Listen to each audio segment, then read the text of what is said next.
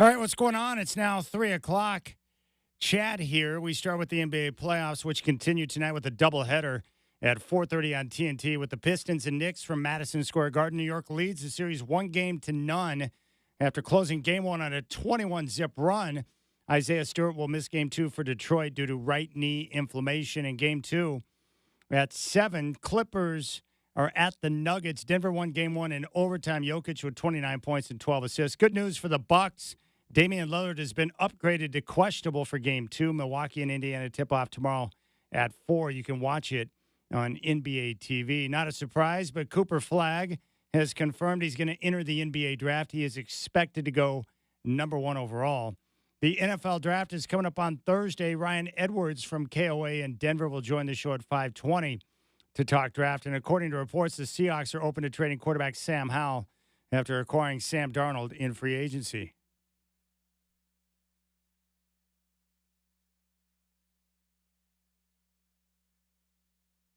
It's time for the Rip City Drive, brought to you by Goldberg Jones. Divorce for Men. Call 1-800-DIVORCE. Featuring the crazy and often irrational longtime Portland radio vet, Chad Dewing. The 0-2, Ref Snyder drives one high and deep into left field.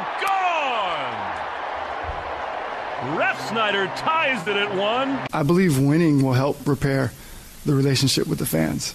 And that's what we plan to do next year. Final seconds will tick off the clock. The Celtics take Orlando's best shot in the second quarter, and in the second half beat them at their very own game. And the Celtics strike first. They win game one by a final of 103-86. Let the league know that there was nothing flukish about their 68 wins in the regular season as they lay it on the Grizzlies today. 131-80. Vince Williams dribbles out the clock. Game one to the Thunder in historic fashion. The largest margin of victory in Oklahoma City Thunder playoff history. Buddy dribbles up and shoots it after the buzzer. It doesn't matter. The final score of game one. The Golden State Warriors 95, the Houston Rockets 85. The Warriors have home court and playing with house money coming up for game two. Strap in. The Rip City Drive with Chad Dewing starts now.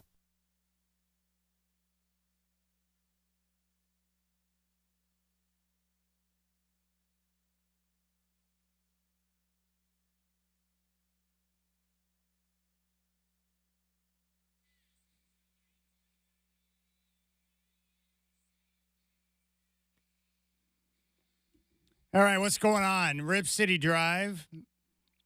Chad Dewing with you. Michael Shacker is here. I hope you're having a tremendous day. I'm not going to lie, I feel amazing today. My first full week of normal life, transitioning to week number 2, and it's pretty darn good. So I'm excited. We got a lot of good things going on. A big week. NBA playoffs kicked off in dramatic fashion, and we got the NFL draft, which is coming up on Thursday. So a lot of things to be excited about right now. And we got a big show today. Coming up in 20 minutes, Keith Smith. We'll talk NBA playoffs, and we'll focus in on all the big stories. How about the Lakers getting smacked at home by the Timberwolves and apparently being stunned by the physicality? It's like, hello, you might want to wake up. It's playoff time. And it doesn't matter whether it's players or coaches, just the jump in intensity. It's such a different game, and I think J.J. Redick was exposed to that over the weekend. How about the Oklahoma City Thunder? Dominant throughout the course of the regular season. Their point differential was off the charts, and they open up with a 51-point win over Memphis. What were the Grizzlies doing out there? Obviously not giving a good effort, but I think it's a better testimony to how good OKC is. They won 68 games, for crying out loud. They are a young, explosive, dominant team on both ends of the floor. And they've got an MVP in Shai Gilgeous-Alexander. So Keith Smith going to join us in 20 minutes.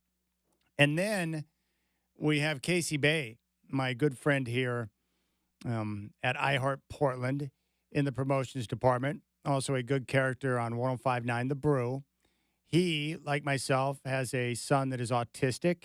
And he finally got the details together for his march, which is coming up in a very short period of time, where he's going to try and raise some dough for autism awareness.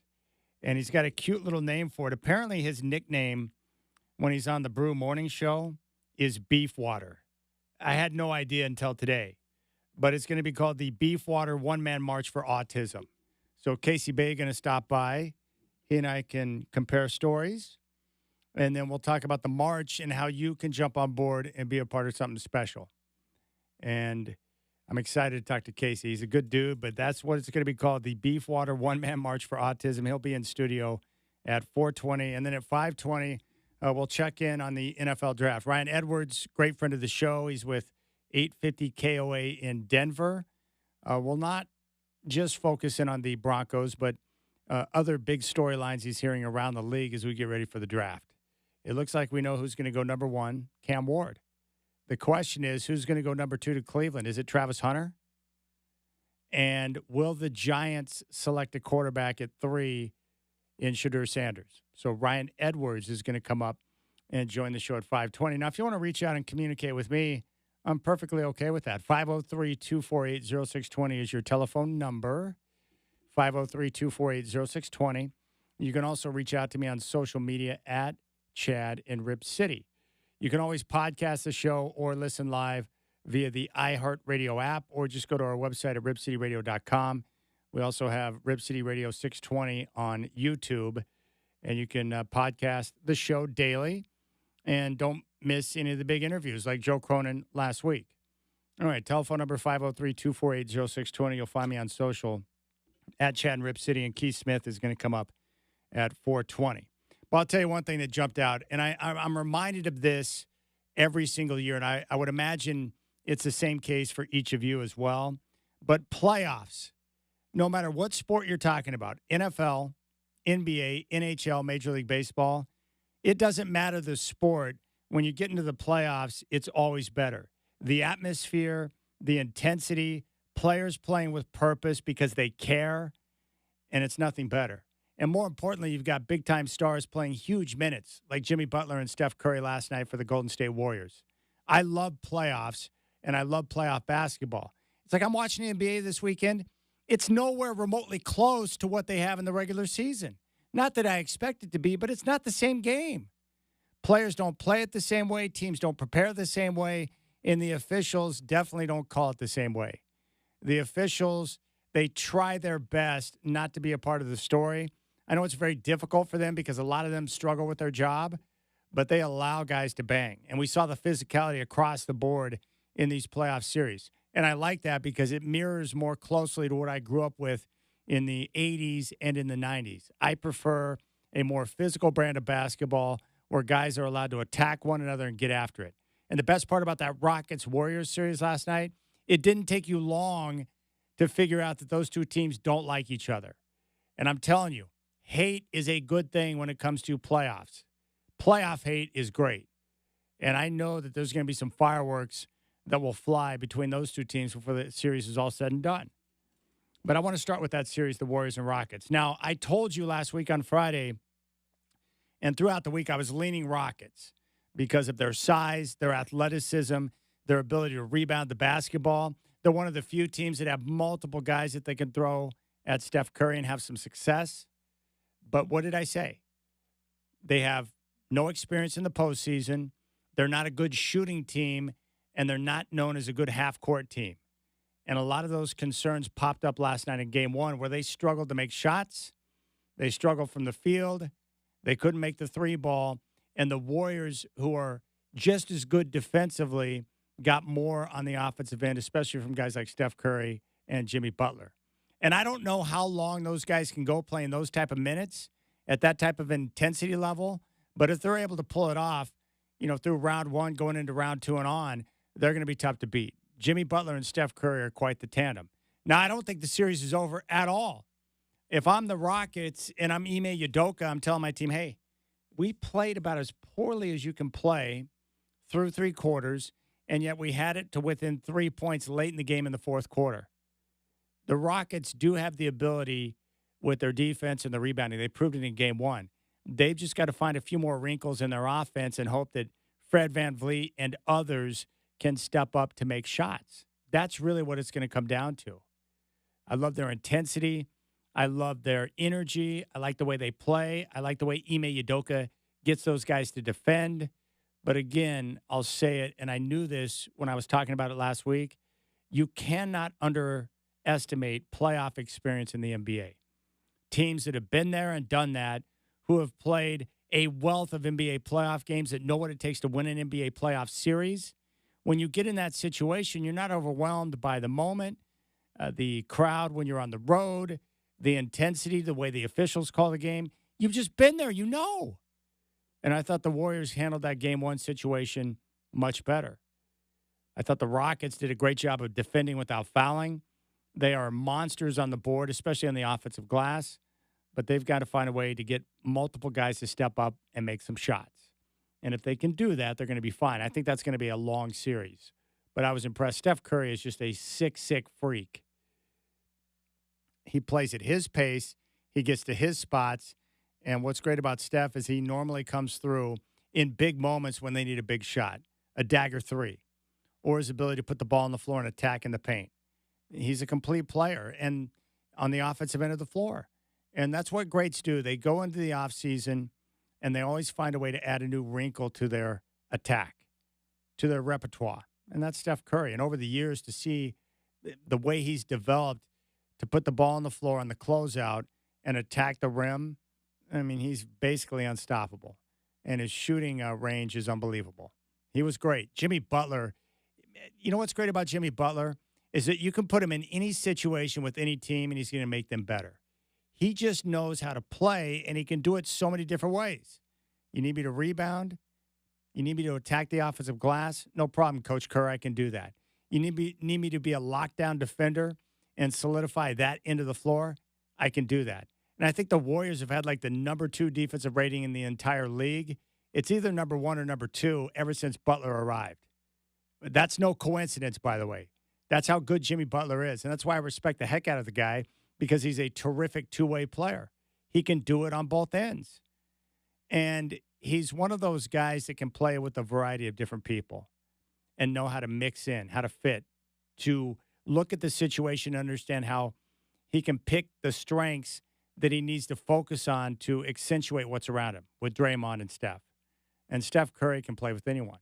He's terrific. He knows how to play with anyone. He can adjust to any situation and find a way to get it done. Game 2 is going to be awesome. That series, it lived up to the billing last night. I love the intensity. And even the young Rockets, the way they got after defensively and didn't foul was awesome. But the Warriors' experience definitely paid off. I'm still trying to figure out what Memphis was doing. 51 points? Like, seriously, how hard do you have to try to lose by 51? I know Oklahoma City's good, but dang. Thanks a lot, Ja. Thanks, company. Thanks for showing up. Appreciate your effort. 51-point beatdown. And the Lakers, too, by the way. What were they doing? Shocked that Minnesota is aggressive? How about Minnesota getting 42 wide-open threes and getting 25 points in transition? Ant Edwards was all over the place. And Naz Reid's one of my favorite guys in the league. That guy is tough. And he's got a nice shooting stroke for a big man. That was big time. They punched him in the face. So these game 2s, Rockets, Warriors, Lakers, Timberwolves, going to be awesome. And the Knicks, as I've said all season long, you can tell they've got a togetherness with the way they play together. 21-zip run to end the game. Detroit looked like they were going to win, and then all of a sudden the Knicks just erupted with emotion. 21 straight game over. My goodness. Settle down, Knicks. All right, Keith Smith from Spotrac going to join us coming up next. We'll get his take on all of the items above. And then Casey Bay talking about his Beefwater one-man march for autism at 420. You got the Rip City Drive with Chad doing. Toyota and iHeartRadio need your help filling the truck with canned and non-perishable foods to benefit the Oregon Food Bank. Bring your donations and look for the specialty marked Toyota Tundra this Friday from 4 to 6 at Albany Fred Meyer, then on Saturday from noon to 2 at Fred Meyer in Warrenton. Join us at either Fred Meyer location as we fill the truck for Toyota and the Oregon Food Bank. Oh, sentimental. You're so extreme. Looking for a love that'll last. I know what I need, and I need it fast.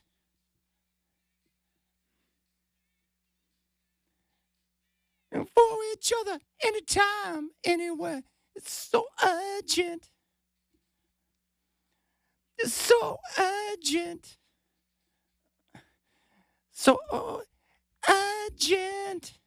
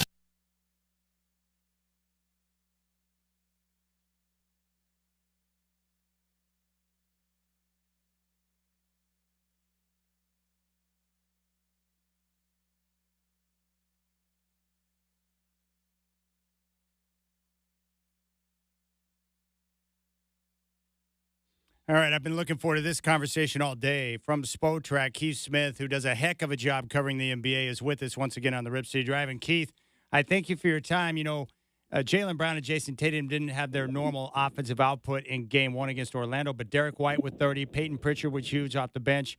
How much does it help them, the fact that Coach Mazzulla is willing to play guys throughout the regular season in this situation now where if your key guys don't have it going down, they can have confidence knowing other guys can step up and make shots?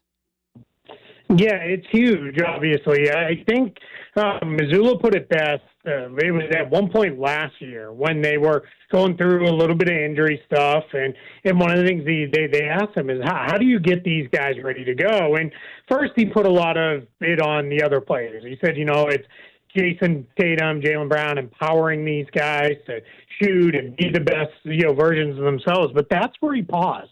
And he said, we don't ask anybody to come in and be somebody they're replacing or somebody who's having a poor game be them. We just want them to be the best version of themselves. And that's a huge part for the players. That gives them confidence to just go out there, play free, play loose, and play well. And it's really paid off.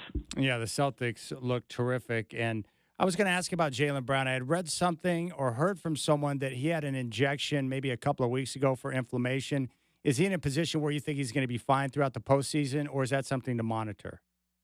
Yeah, it's very much wait and see. Yeah, we'll find out here more, as this goes along. He said he came out of game one feeling pretty good. Everything, went about where he was. But as you watch, you can see he's limited. He doesn't have quite the same explosion that you see from him usually when he's really good at getting up and over guys for baskets. You just didn't necessarily see that from him in this game, but he still was, fairly effective. He's become a guy who can really play a little bit slower. He can use his strength. He gets to his spots, and he does his thing. So it'll be worth monitoring. I think the hope is with the kind of every other day nature of the playoffs and in the first round, even get a couple extra days here and there, that'll help him recover in between games.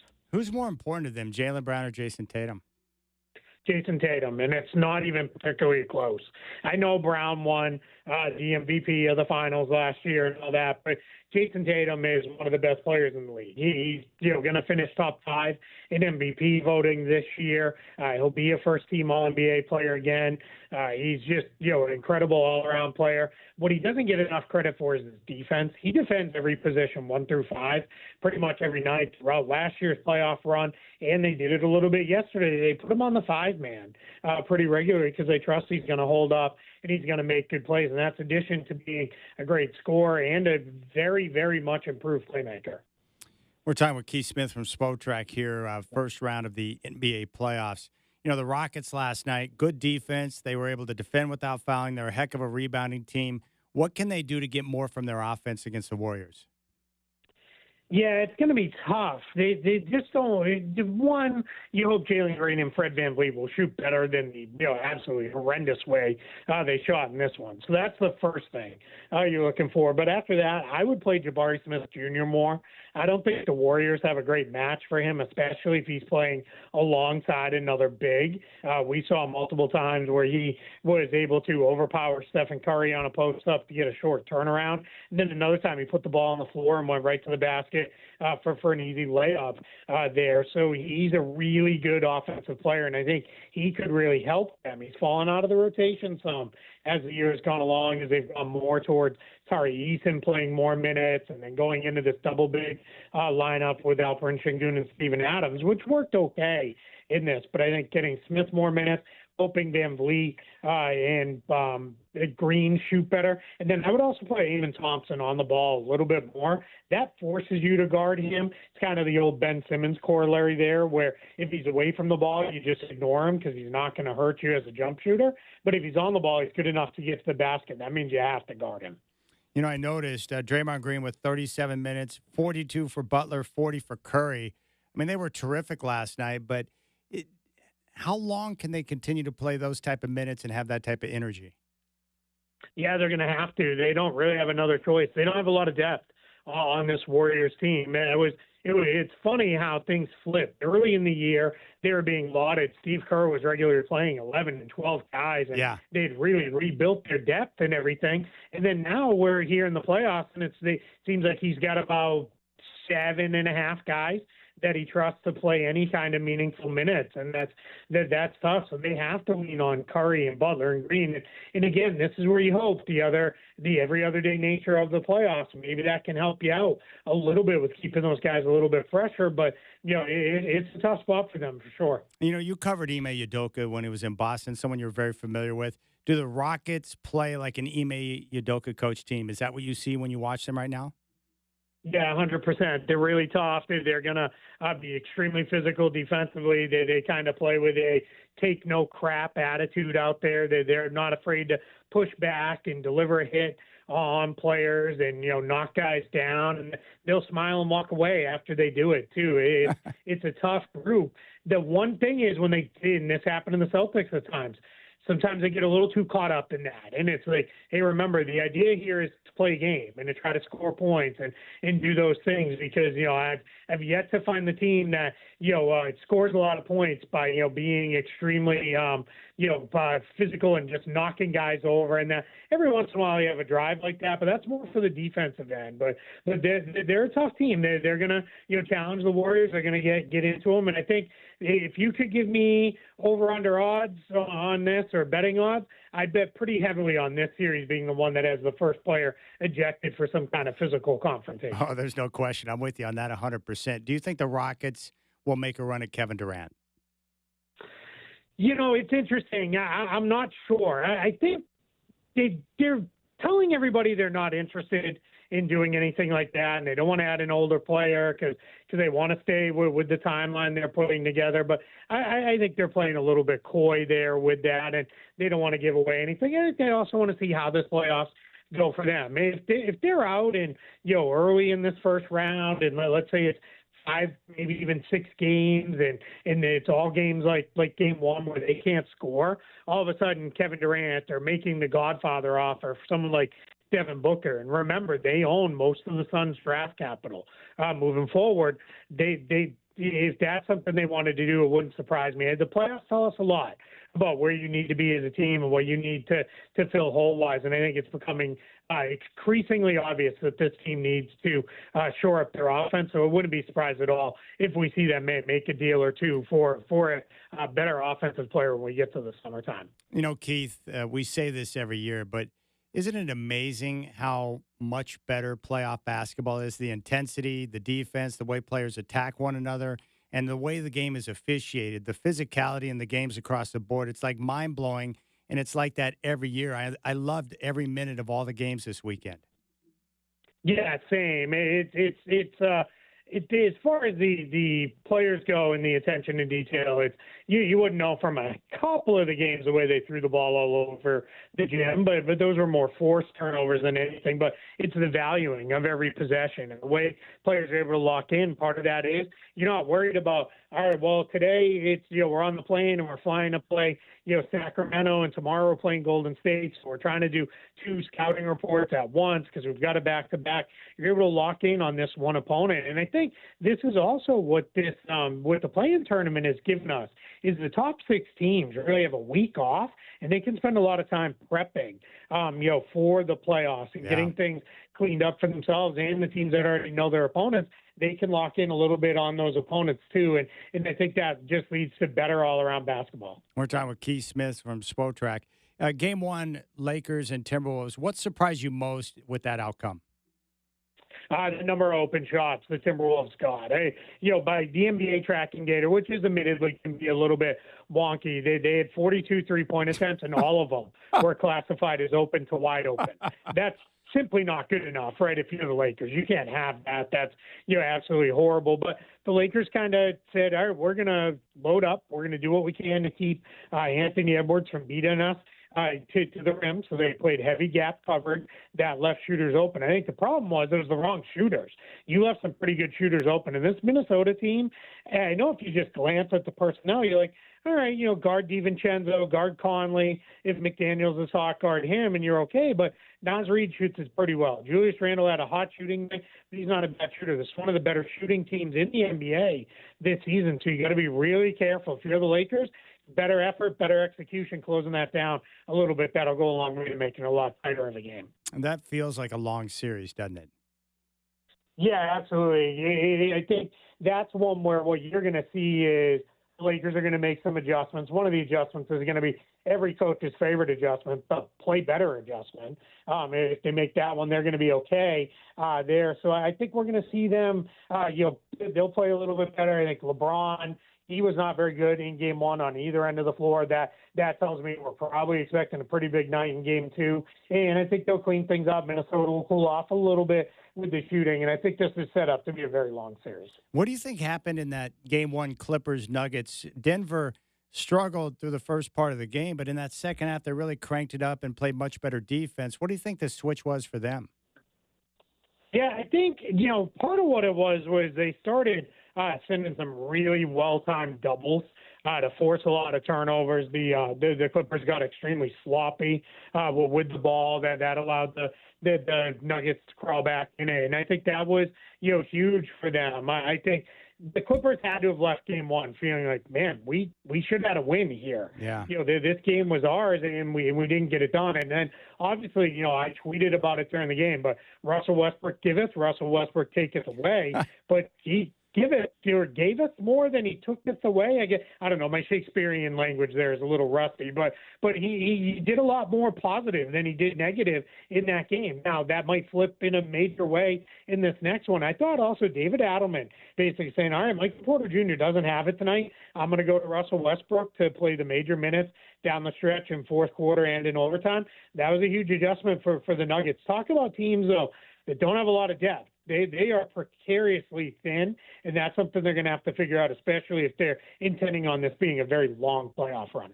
Hey, can you explain how a guy like Ty Jerome, who's kind of bounced around the NBA, I watched him when he came to Portland earlier this season, and he was awesome, and he was white hot in that game one win over Miami. Is it just a matter of finding the right situation, the right spot with the right coach to where he can utilize his skills? Because he looks great now.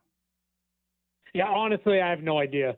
This is one of the more surprising things that I've ever seen in the NBA. I talked to some front office people earlier in last week with the playoffs getting started, doing both. This time of year, I'm always doing playoff prep and off-season prep. And one of the conversations we had was about Ty Jerome. And one of the things that they said was, this guy was like basically headed out of the league. Like he couldn't stay healthy. He didn't look very good. Now all of a sudden teams are like, all right, can the Cavs even afford to keep him? The roster's getting really expensive.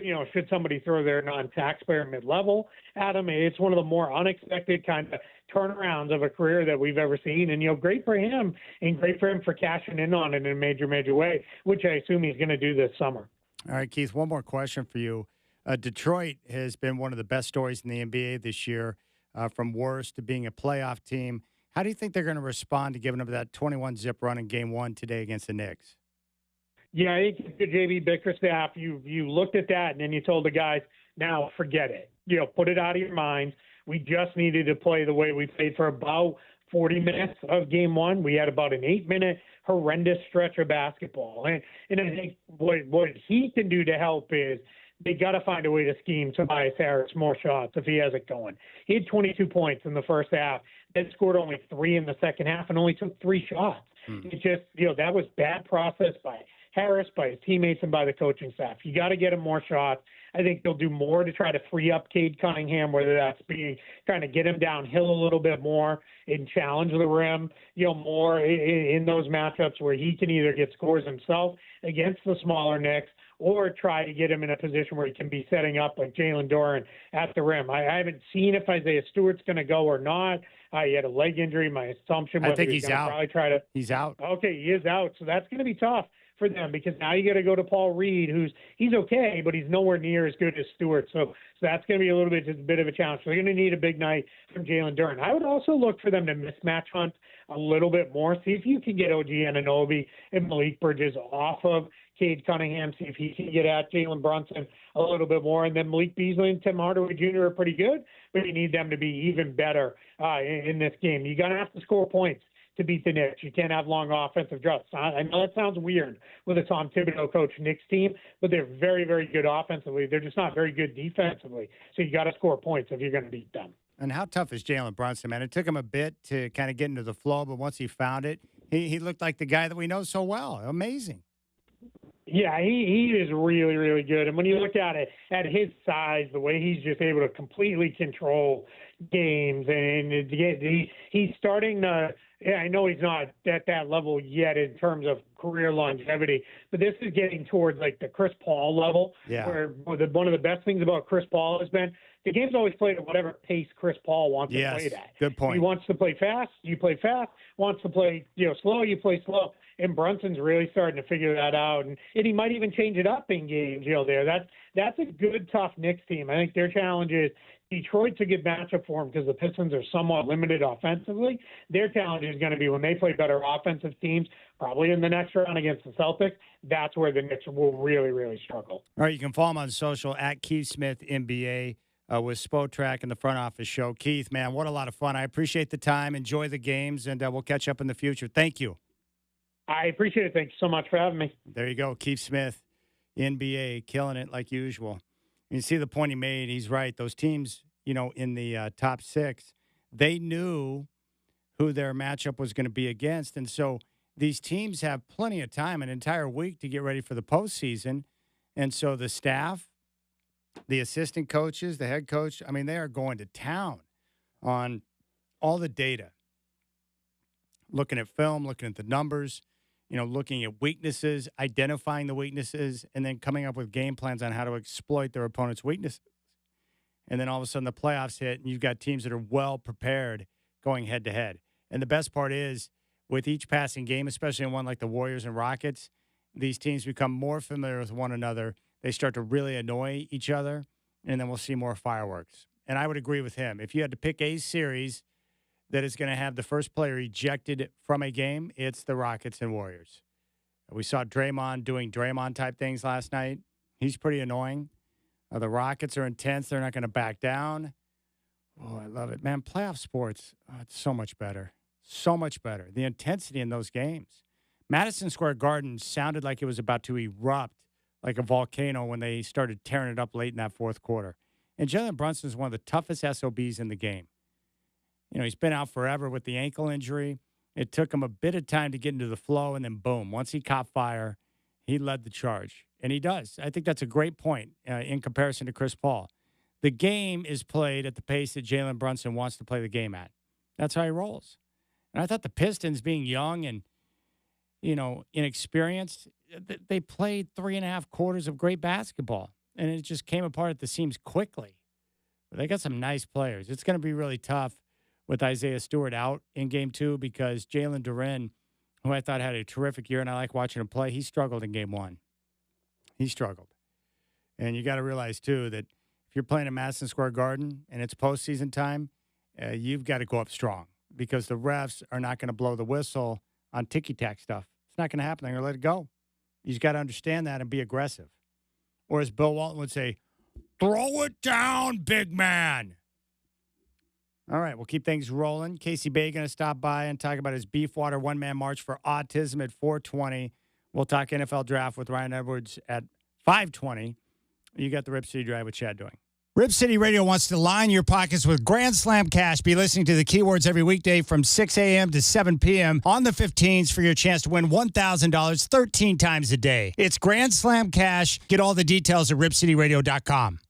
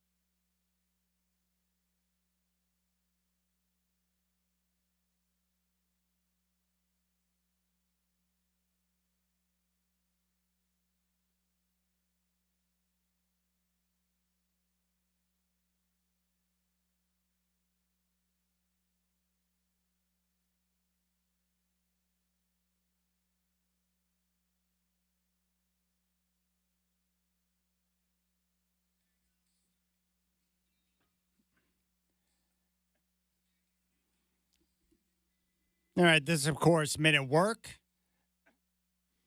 And they're going to be in concert tour this summer with Christopher Cross and Toto. This is a great song. I think Colin Hay did 3 Men at Work songs live when he was with Ringo Starr. I've mentioned this before, but you should really watch the documentary on Colin Hay, which is free on YouTube. Shacker, Andor, tomorrow. Are you in? Yeah, right when your show ends, it will be available to stream. Today or tomorrow? Tomorrow. So right at 6 o'clock, boom, you can watch it. So it's not midnight tonight? No. Well, that's stupid. They're going to premiere it tomorrow in the evening, prime time. Well, I'm all over that. Let's just say I'll be watching that tomorrow night. All the early reviews I've read, it's supposed to be sensational. I can't wait to watch. I love these shows, and I believe that Disneyland, someone sent me a note that I think Disneyland is going to have a Mandalorian ride coming up in the near future as well. How awesome is that? Oh, awesome. I remember being on Star Tours, and I saw clips of The Last Jedi before the movie was in the theater because they inserted scenes from that movie into Star Tours. Have you been to Disneyland and seen Star Wars Land? I've been to Disney World and been to Star Tours there. I have not been to Disneyland yet for the Star Wars Land. Yeah, next year, The Mandalorian will have a tailored Disneyland ride experience for the first time, starting on May 22nd of 2026, the same day as the release of the movie. How badass is that? And how good is that movie going to be, too, when him and Grogu are flying around doing whatever they do? Yeah. Did you know they're going to have another Star Wars movie a year later, starring Ryan Gosling? Get out. Yeah, they already got 2 movies scheduled. It's on the books. Really? Yeah, so 2 years in a row, new Star Wars movies. This year will just be Andor on TV. Well, I'm not going to lie. I'm down with Ryan Gosling, so give me some of that. He's cool. You like Ryan Gosling? I just hope it makes Star Wars successful and they keep churning out more movies. That's really what it comes down to. Were you unhappy with any of the previous 3 movies that came out? The last trilogy, I was entertained by it. I was glad they were made, but they weren't the greatest movies, but I accepted that it's movies for kids. And I'm just glad. I'm happy with anything Star Wars. I'm not one of those people to just rip on it because someone had to make it, and I'm glad it's being made. I've enjoyed all of the movies that came out. Rogue One was amazing. That was a terrific movie.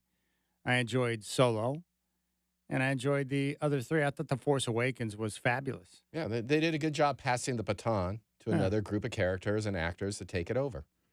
Yeah. Yeah, there's no question. And I think Rey is a very good lead character as a Jedi. She was terrific, too. Yeah, I enjoy it. I don't overthink things. I've told you this. I'm not one of those people that overthinks things. If I'm entertained and I enjoyed it, then that's all I care about. I don't worry too much about the storyline or the this or the that or trying to figure out why they did this or did that. I don't want to get caught in the minutia because that would take away from my enjoyment or my pleasure. Like, I do admit that having the Emperor return was a bit of a stretch, but it worked for me. I enjoyed it. Yeah, it was good to look at. I mean, I'm not the one writing the story. Someone else is, and I'm never going to be critical of it. They could do whatever they want. But The Mandalorian is awesome. Like, every season of Mando, I thought has been great. The way they brought him and Grogu into the mix with Boba Fett, I thought was terrific, and I can't wait to see it on big screen. Yeah, and I just want it to be successful, even if it's something that it's obvious to sell product, like that Baby Yoda, because he's so that there's millions of dollars to be made with products being made with Baby Yoda. I think that's great because that means they'll be more successful and hopefully make more movies. Yeah, there's no question. Yeah, I love Baby Yoda. Grogu's awesome. The Mandalorian movie will be good. So what do you and I have this summer then? Karate Kid Legends? That's pretty much it. Yeah, Naked Gun. Naked Gun with Liam Neeson. Yeah. I'm going to have to check it out just to see what it's all about. I like Liam Neeson, so I support Liam Neeson type things. It's just hard. Certain movies that have certain characters, like Leslie Nielsen is so good at that role that it's hard for me to picture anybody else in that role. That's what makes it so difficult. And it's why I didn't watch the reboot of Magnum P.I. It's like, wait a second, no Tom Selleck? I'm not down with that. It's hard for me when you're so attached to a character to get used to a different Magnum. So you couldn't watch the new Matlock? No. My dad told me I need to watch the new Matlock because he said it's a terrific show. He enjoys it. But for me, I'm so attached to Andy Griffith that it's hard for me to get past the fact that there's a different Matlock. It's like, what's up with that? Like, you know what I'm saying? Like, Matlock with Andy Griffith was great, but it's hard for me to imagine somebody else playing that role. But it's what's her name? She's a good actress. Yeah, Kathy Bates. Yeah, Kathy Bates is great. So I probably should check it out. It would probably be good. But yeah, when I think Matlock, I think of Andy Griffith, not Kathy Bates. Yeah, I've never watched it, but I feel like I know all the storylines because they advertise it like crazy during the football season. So it feels like I know all the plot points with it, never seen an episode. Yeah, because that's the networks. They utilize the football to promote all of their content because they know they've got millions of people watching their games on Sundays. Yeah, I know CBS's full lineup, and I never watch CBS shows because of commercials. Do you watch any shows on regular television, or do you strictly stream everything? There's not many shows I like. I'm known to watch Law and Order, but only in the summer. I let the season end, and then I watch it during the summer, so I don't watch it when it's fresh. The great thing about Law and Order is that I feel like it's on all the time, or you can find it somewhere pretty much at any time. You can jump in at any part of any season, and the episodes are great. Yeah, it's amazing. The show's getting older and older. Sometimes it feels like it's getting better, even though it's an ancient show now. Yeah, that's a classic. That's a heck of a program. I can watch Law and Order and make a couple of hours pass by with no issue. Yeah, I want Mandalorian. I can't wait for the movie. It's great. They're going to have a ride that opens on the same day the movie debuts. That movie will do extremely well because, like you said, parents will take their kids because they want to go see Grogu or Baby Yoda. It works. It worked. You and I grew up with action figures. Luke, Vader, Boba Fett. Yeah, it funded the sequels. My favorite day at Show and Tell, when we had Show and Tell back in like kindergarten, I had this awesome Darth Vader carrying case, and you would open it up. It had a latch on top, and you'd open up the Darth Vader case, and it had a slot for all my action figures. And it was pretty sweet. I took that to Show and Tell one day. I felt like a boss. I used to have that too. The carrying case? Yeah. Nice. Eventually got destroyed. I didn't take good care of it. I know. Well, I didn't take care of a lot of things. If I would have taken care of some of those Star Wars toys I had, they'd be worth a fortune right now. The other part that ticked me off, too, is that because I had a brother and we each had Star Wars figures, my mom would put fingernail polish on the bottoms of the feet on mine so that there would be no fights over whose figure was whose. But, hey, Mom, you're messing up I don't want them to have fingernail polish on the bottom of their feet, dang it. That's how it went down in our crib. That was my mom's way of trying to settle issues before they arose. All right, we'll keep things rolling. We got Casey Bates stopping by to talk about his Beefwater one-man march for autism at 4:20. And then Ryan Edwards talking draft at 5:20. You got the Rip City Drive with Chad doing.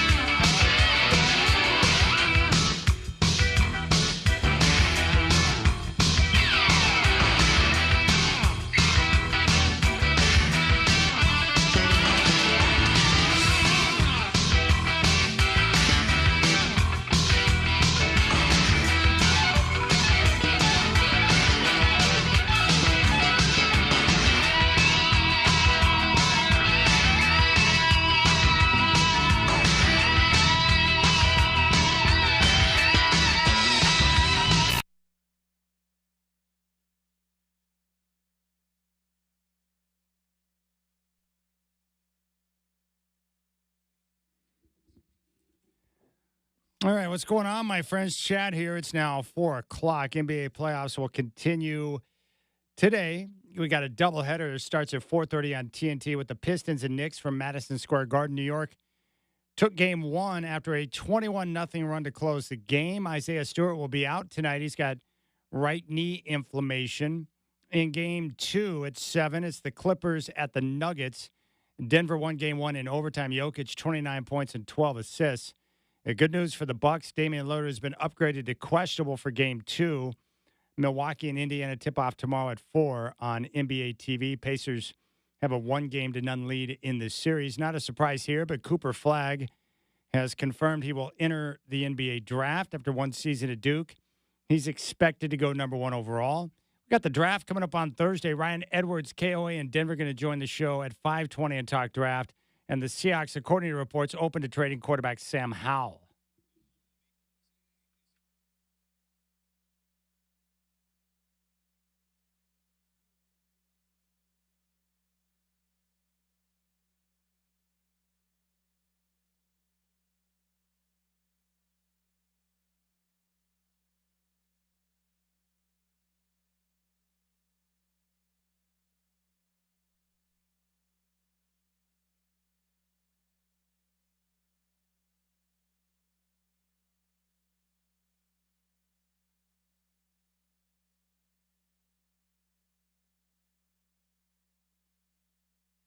I'm a big fan of Kool and the Gang. I've seen them in concert once, but they didn't have JT, and that was unfortunate. Is this song about dancing? It was innocent times back then.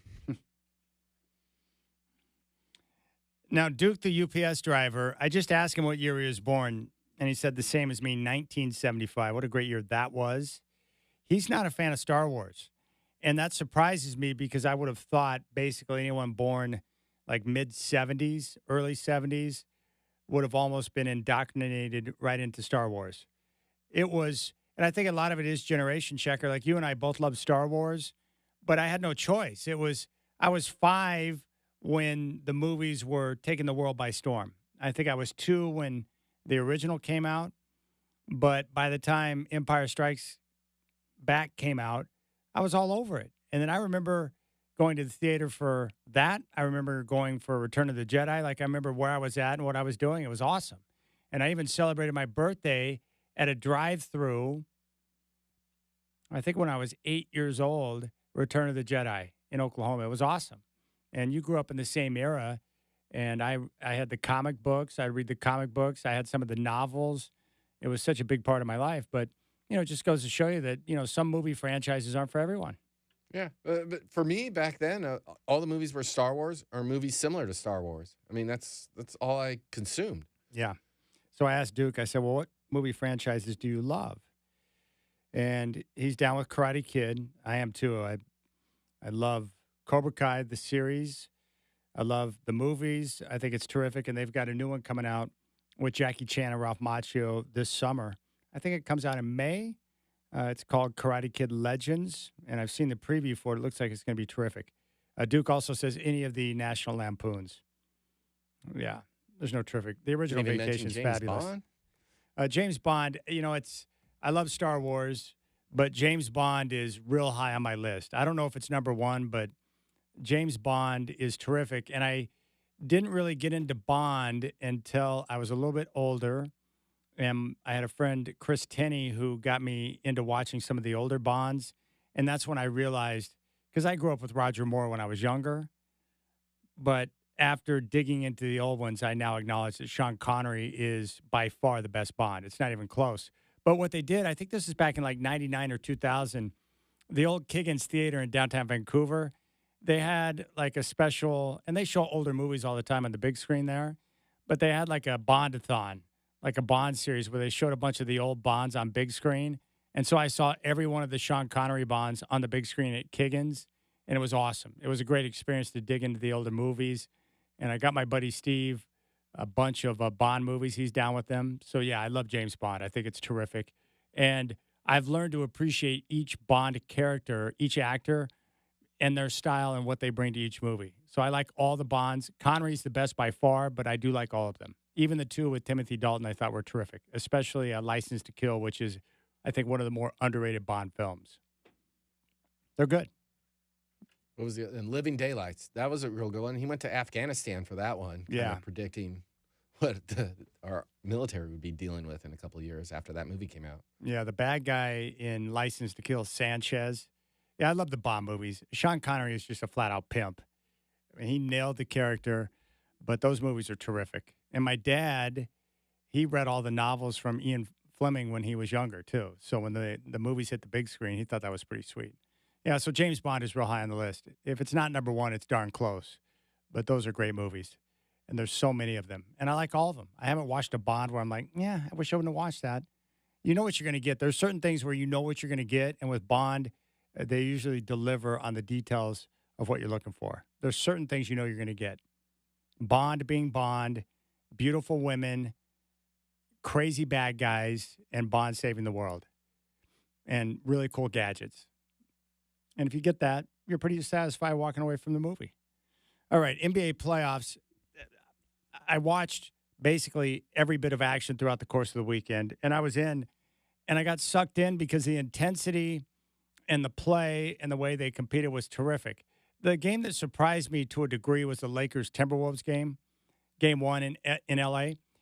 on Saturday, not because the Lakers lost. Look, Minnesota's a good basketball team, and they've got a versatile roster with a lot of guys who are long and athletic, and they defend extremely well.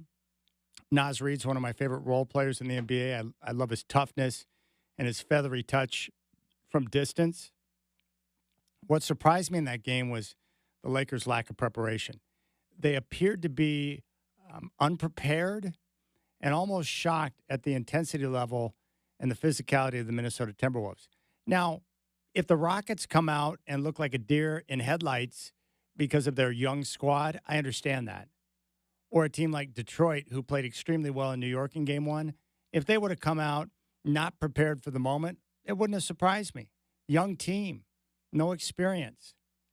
But to see the Lakers with a veteran squad, especially with Luka and LeBron, not be prepared for the moment and to be a step behind all game, that was surprising to me. And I don't know if that's, J.J. Redick or if that's the Lakers taking the guys lightly or just Minnesota, going in with such purpose that they just willed their way through the Lakers lineup and got the win. I'm not sure.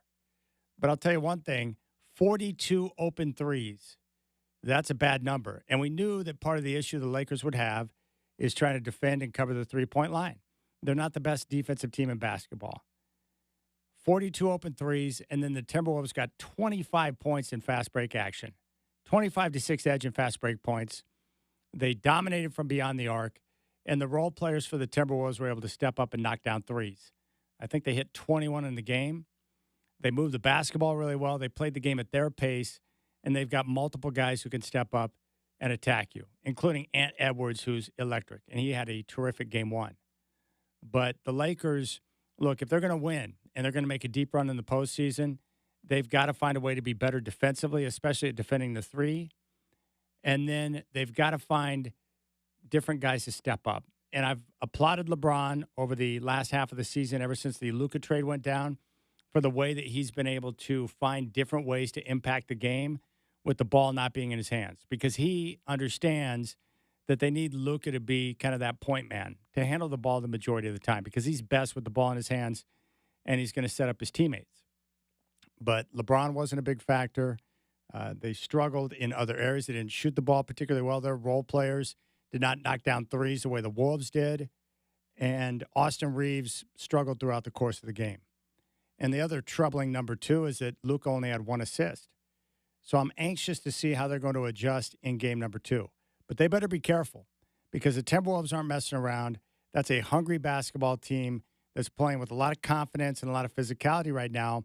And if all of a sudden you find yourself in an 0-2 hole going back to Minnesota, you're in deep trouble. I expect the Lakers to play a lot better. But more importantly, you start the game with more energy and more purpose and really look to attack. But Minnesota, look, the NBA, I'm assuming, does not want Minnesota to win this series. They want the Lakers and Warriors in round number two. But Minnesota, and this happens in the postseason, when you are the aggressor early and you're the team that's attacking, the officials are going to give you the benefit of the doubt. And I just felt like Minnesota put the Lakers on their heels throughout the course of the game. And I expect a lot more from LeBron and Luka.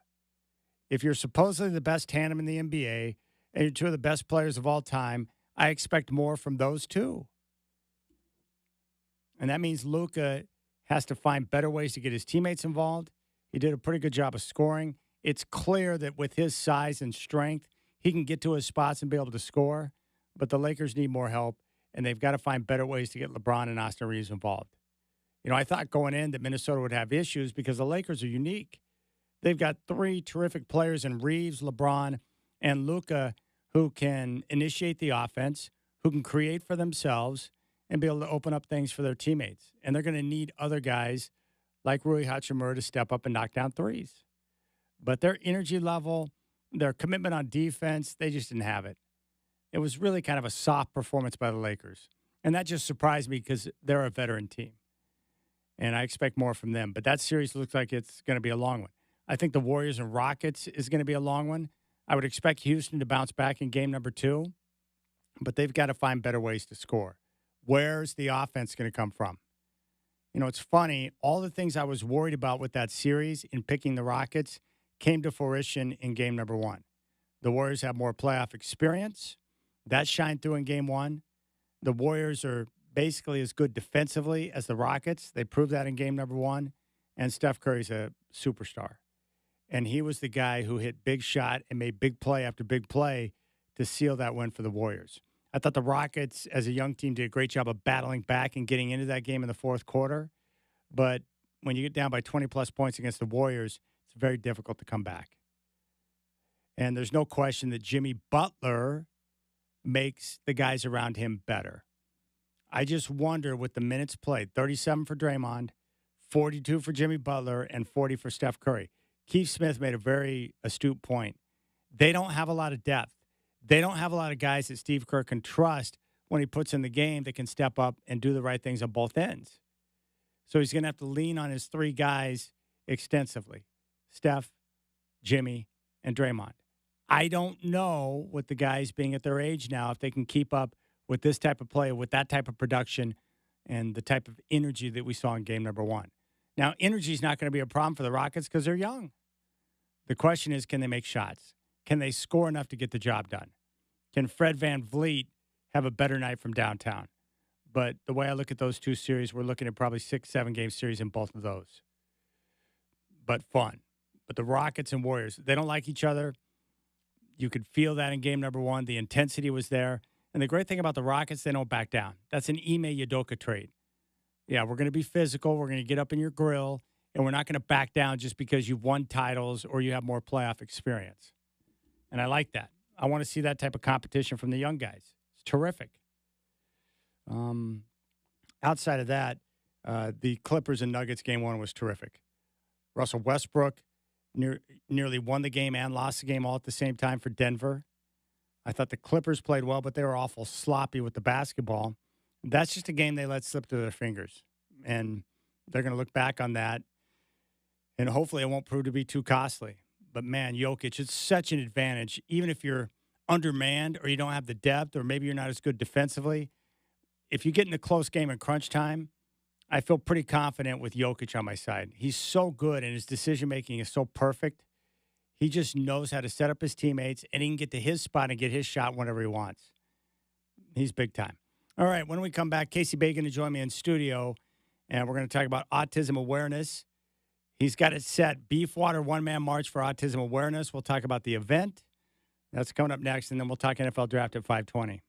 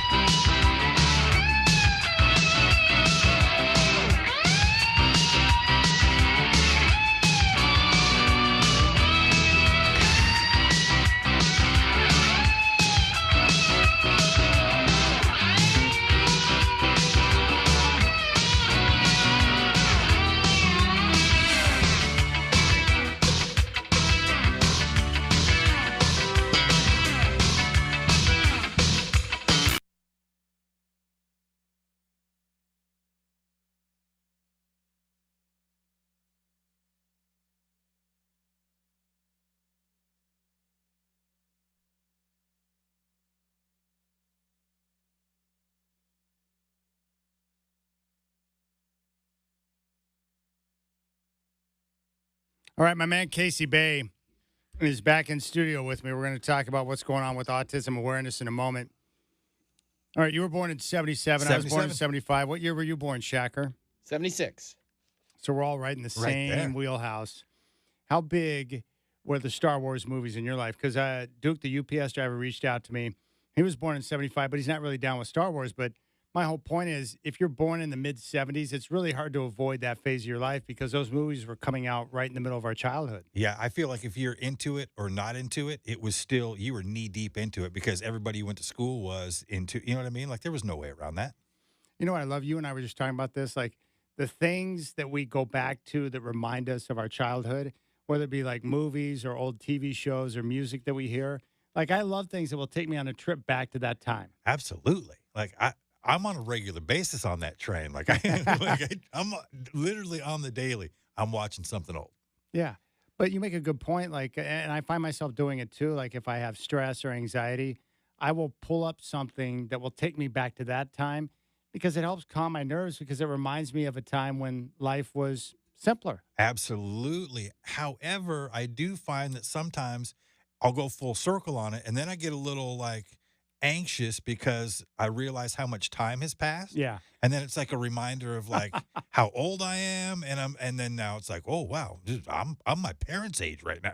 So, and then I'll go down that rabbit hole for a minute. Yeah. But nevertheless, those TV shows are gold to me and I will watch them until I can't anymore. Now, you've got some great trinkets in your office. Like, you got like old McDonald's cups and different Happy Meal toys and stuff like that. And that reminds me of my childhood as well, because the toys that were in Happy Meals when I was younger, so much better than the stuff that kids are getting today.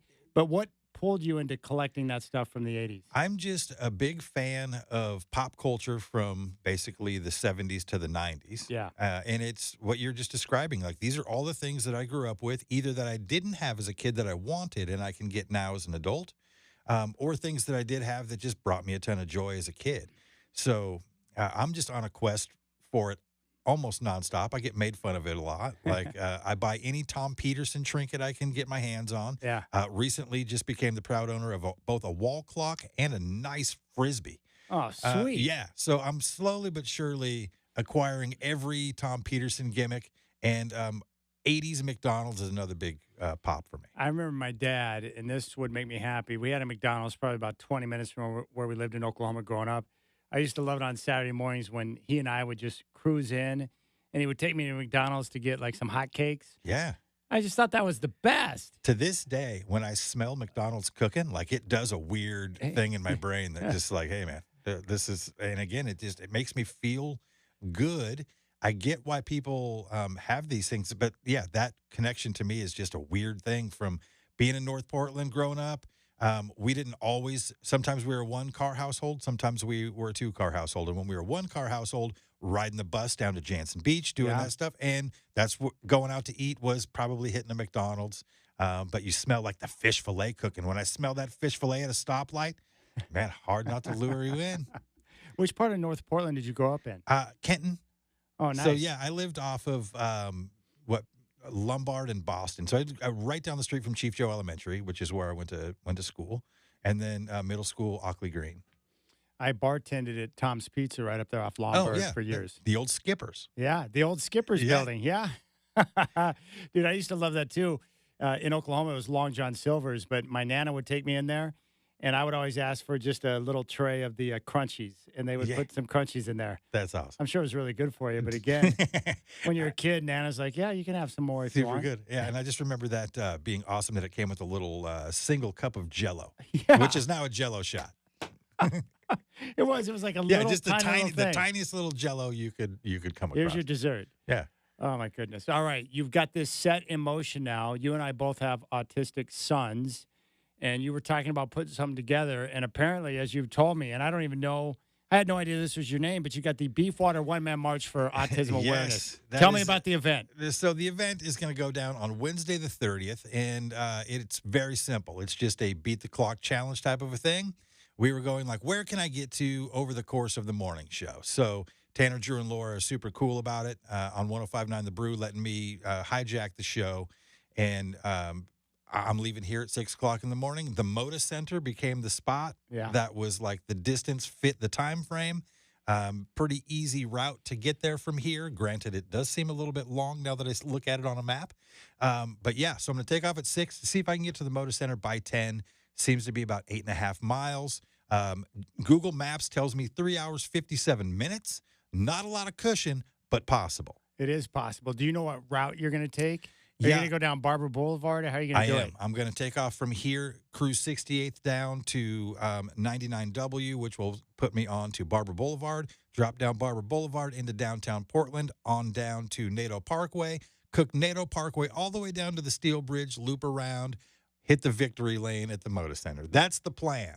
Dude, I bet you can do it. If Google, usually when Google gives like a time estimate, that's usually on the slower side, right? But if you keep up a brisk pace, you might be able to come in at 350 or 352 and be able to make it with a few minutes to spare. Here's the $1 million question. Is that time allowing for like crosswalks? Oh.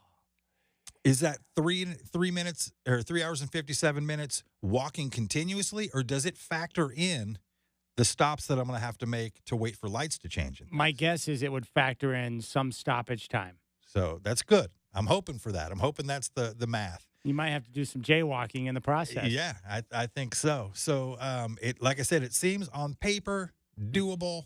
I'm not afraid of the mileage. The clock is the thing that's going to get me. Now, is it set up to where people can sponsor you for your efforts? Yeah, right now, if you go to 1059thebrew.com, there is a link. Well, there's a link that tells you about the event, and then it also links to the donation page for Autism Society of Oregon. And see, what I love about this is that you weren't even originally thinking about money. You just wanted to do something that would raise awareness for autism. Yeah, I'm not an expert in autism. I am not like, I don't know, like I don't want it to be my whole existence or my identity. I want to support my kid. I want him to have the best life possible. More importantly, I want to be able to have conversations like this without it being weird or people feeling awkward. Like I just want it to, I'm here to normalize. Like people say, oh, I want to raise awareness. I feel like people are pretty aware of it. I just want to normalize the conversation. And we were talking about it this morning on the air on the Brew, and multiple people called in just to go, hey, man, I'm in it. I got 2 kids, both on the spectrum. Like, I mean, and it just started the ball rolling. I'm like, this is exactly what I want. I want people to know that we're just normal dudes out here doing different jobs, right? Yeah. So we're all in the thick of it together. And if you are curious about resources or you're just finding out what's going on, if it's just what did you do in this situation, I got all day for you. Like I'm here to share that information. I found that when I was going through it, people were a little reluctant to give you information or share their story of here's how I navigated the doctor stuff. Here's how I circumvented the 6-month wait. Whatever those things may be that worked for you, I want to be able to create dialogue that shares those things. What do you think was the hardest stage for you? Was it finding out, an adjustment after finding out? Like, what do you think was more? Emotionally or physically? Emotionally. Emotionally, it was the reality that what I thought was the thing was the thing. Yeah. Yeah, me too. Because you speculate, but you don't know. When you're in the back of your mind, you always go, well, maybe not. And you get some doctors going like, oh, they'll outgrow that. Let's give this some time, all that. But when the time comes and it has gone and you're still there, you're going, okay, so this is for real. Yeah, I knew something was maybe a little amiss. And I remember my brother telling me, like, hey, you should probably get your son checked out. Because he was noticing things. My brother's IQ is really high, and he had been around some people who were on the spectrum. He's like, hey, you might want to get him checked out. And my first reaction was defensive, but I knew what he was saying had some truth to it. And then the weird part was when you find out, like, in fact, your kid is autistic, I had no idea, like, what the hell is autism, right? Yeah. Like, that's where I was at. And so I went through, like, a 2-year period after that of just trying to make sorts of what was going on. And that's the scary part. Yeah, and then it's like, now what? Yeah. And then and you're just kind of on your own. And so, yeah, you go to the doctor. Your pediatrician can only take you so far, and then you got to go to the specialist, and then the specialist is going to grant you permission. Meanwhile, your house is on fire. Yeah. Your finances are getting squeezed. You're trying to figure out how to help your kid. And all of these things that they tell you to go and do, your insurance company isn't going to help you with because they don't have a diagnosis for it.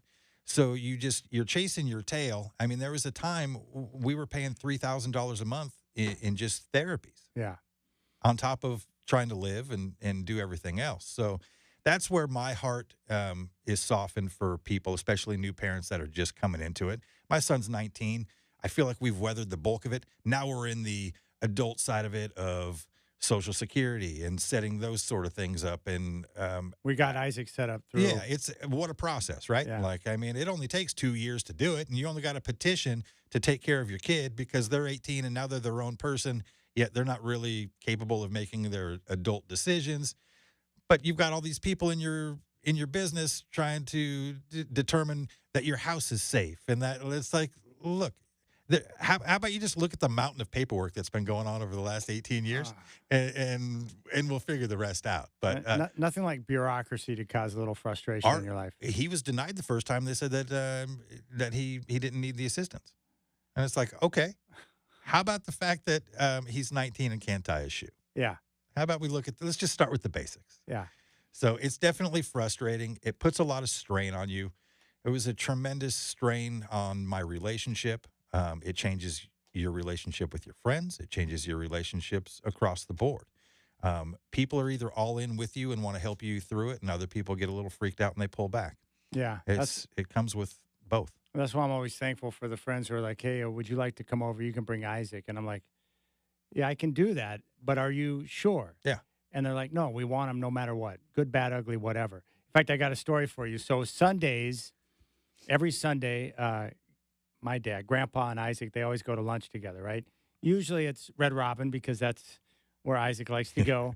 But he'll occasionally switch it up and do like Spaghetti Factory. So they were at Spaghetti Factory, and I guess Isaac was really hungry. And he always gets, spaghetti with meat sauce. And he gets a salad with no dressing, but he likes croutons in there, right? Well, my dad said that when the server brought the salad by, they set the salad down and brought the bread, that he just started with both hands, no fork. He just started shoveling lettuce into his mouth like crazily, He's right? starving. Yeah. And my dad, of course, is mortified, and Isaac's just hammering the salad right down his mouth. And Grandpa's like, Isaac, what are you doing? He's like, I'm hungry. And it was like, oh, okay. So you're just going to use your bare hands to eat your salad. That's what he did. Look, because in his mind, I've got to get food in my mouth right away because I got Right. issues. And plus, he's starving. So in his mind, all he's been doing is waiting for this food to get here, Yeah. right? And now it's finally here, and there's nothing that's going to stop that from going down the hatch. Yes. And the best part is, like, at a place like that, when they bring out, like, the loaf of bread, we have to ask for 2 loaves because Isaac is going to take one and just start consuming it with no consideration for anyone else at the table. Here's the thing with people on the spectrum. They are not afraid of carbs. No. They are as carb loving as it gets. My son has lived on a steady diet of grilled cheese sandwiches, cheese quesadillas for the longest time.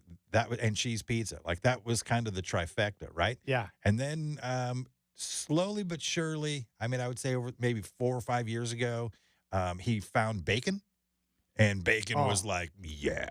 And so he started crushing bacon cheeseburgers. Like, it really opened it up. And it was nice because it gave us another little thing to add to the repertoire.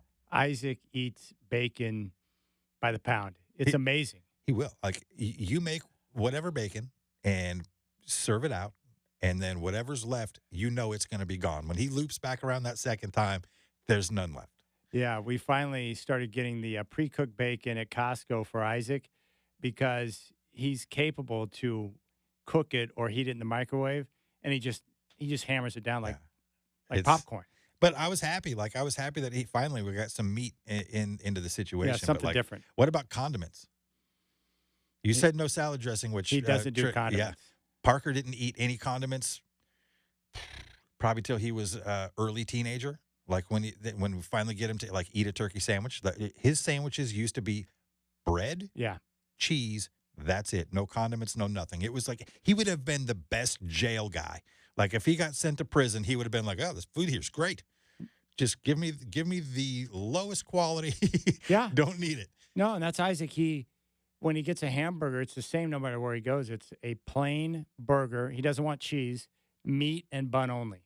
Yeah. No lettuce, none of this, no condiments, just dry. Yeah, it's just the way it was. And I mean, I used to feel bad about it, and then I realized that's what he wants. So whatever, like if that makes him happy, so be it. Yeah, and so what's cool is, and I've noticed this with Isaac as he gets older, that every once in a while he'll try new things, right? And so of course, if he's willing to try something different, whatever you want, let's Right. try it. So he's worked in. He now will eat other cuts of meat, like he loves pork. He'll eat steak, and he eats it in large quantities. And he started eating salmon. He thinks salmon's good, but he That's overate it, and so he's a little bit scared of it right Burned now. out on it. Yeah, a little burned out on it. Did I tell you that story? Yeah, we loaded the big fridge salmon. up with salmon. That's great, man. I love it. And, I really enjoy the quirks of kids on the spectrum now. Yeah. Like I like it. I like when they know what they need and what they like. And my son will tell me all the time, I'm a picky eater. Like, like you just shut it down. Like whatever your opinion is, I don't care. You live with me. You know what I eat and what I don't like. The other part that's weird about Isaac, and it grosses me out, but he's been doing this for years. Like if he gets a beverage, whether it's coffee, soda, whatever, like he won't waste anything. So he'll have like a couple of different cups of like soda, Dr. Pepper or Pepsi, whatever it is, and he drinks it a few days after the fact. So it can be totally flat, and he just hammers it down. He's like, "What?" And if you throw away something that he was planning on drinking, he'll go gangster on you. And we all know. But I'm like, Isaac, why do you drink that? It's flat. Yeah. And he just laughs. He's like, I like it. Yeah, and I also wonder if there's like a sugar pop for him, because my son's got a sweet tooth and a half. Like he is all about it. And I just wonder, like, if that just gives him a little bit of like feel. I think it does. Yeah, the sugar. Isaac loves that. He loves caffeine too because it gives him that kick. What's his go-to for sugar? Like Isaac can eat double stuffed Oreos. Oh yeah, every day. His lunch consists of at least 4 double stuff every day in his lunch. For sure. Yeah. But chocolate, like, and donuts. Boy, man, he loves a donut. Isaac loves the chocolate-covered donuts. Yeah, it's funny. Like the other day, I got him a whole package of double stuff, right? Like 24 hours later, I'm like, they were basically gone. And I walked in, I was like, Isaac, what's up? And I could see the chocolate crumbs on his lips. He's like, oh, I like those Oreos. Yeah, dude. Took him to Pound Town. Whatever. We'll just line it up and go. Yeah, like he's way into like just anything, but pretty much anything chocolate he's down for. The problem is, the hard part we're having an issue with right now, Casey, is, because he's got the Social Security now, so he gets, that money that comes in. And I'm trying to teach him, he'll go out and do his shopping and get different foods he likes. But a price on an item is irrelevant. Like, he doesn't have any idea of how to budget. Yeah. And we're really working with him on it. Like he went to the mall, wanted to go to the mall because he wanted a Cinnabon, right? And I thought, okay, he just wants a Cinnabon. No, he came out with 3 boxes. I need filled. $18 worth of Cinnabons. Yeah. And I'm like, son, you 3 boxes, you said? Yeah, 3 so boxes. he spent about $50. Yeah. And I'm like, what are you doing? And he's like, oh, I'm going to freeze these. I'll eat these later. And I'm like, you don't. Yeah. And I'm like, never mind. Here's the thing. We can come back in a couple days and re-up if need be. But that's the thing, is like he's got like almost like a hoarder type personality where he wants to store and save, right? He wants a lot of everything so he can have it all. Same thing with the donuts and everything. It's really bizarre. Yeah, it's interesting. My son's that way with money. Like he holds on to money. Yeah. And his whole thing is like, he goes, I just want to have a big number. Like he wants the big total at the end. And like, because I've had to go through and like try and thin it out and go, all right, we're going to Target. You're buying an iPad or something because you're stacking up too much money. I know. Well, his birthday, Christmas, everything comes like 3 holidays will pass and he still has the same money from holiday 1. Yeah, that's what Isaac does. He saves all his gift cards and his cash.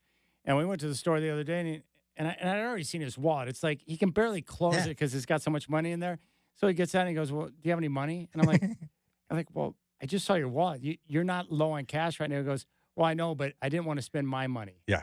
So, of course, I gave him some money, but that was his philosophy. He's like, here, I want your money because I don't want to spend my money on what I got to go buy at the store. We have kindred spirits over here, man. It's the same thing. So, yes, my heart is softened by all of this, by my experience and meeting guys like you that are in the same boat. And we try and just live our lives. It's part of what we do. Neither one of us really try and make it about who we are or what it is. Like, it's just a factor of our life. It's just a factor of our life. And what I appreciate is just, you know what I want, Casey, more than anything, is the people listening that have special needs kids.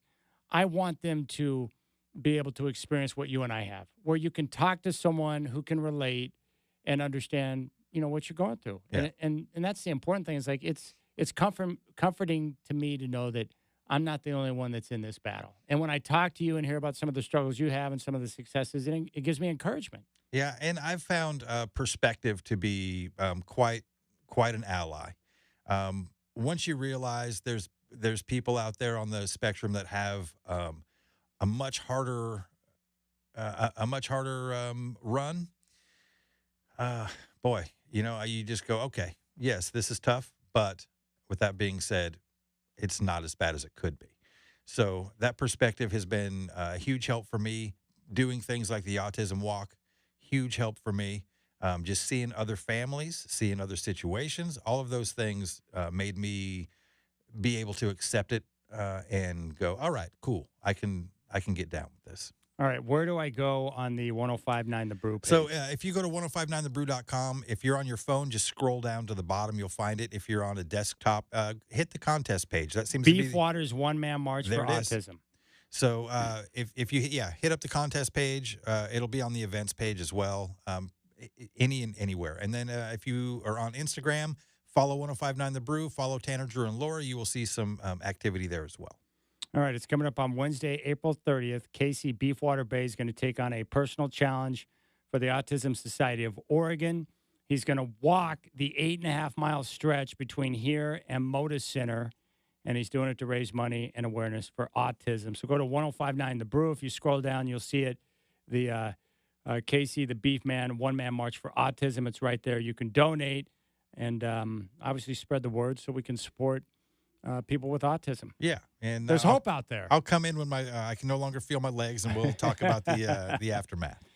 Well, thanks a lot, buddy. I appreciate you, and I'm happy you're doing this, man. That's awesome. Thanks for having me on. All right, we'll keep things rolling here on the Rip City Drive. We're going to talk draft with Ryan Edwards coming up at 5:20 here on the Rip City Drive.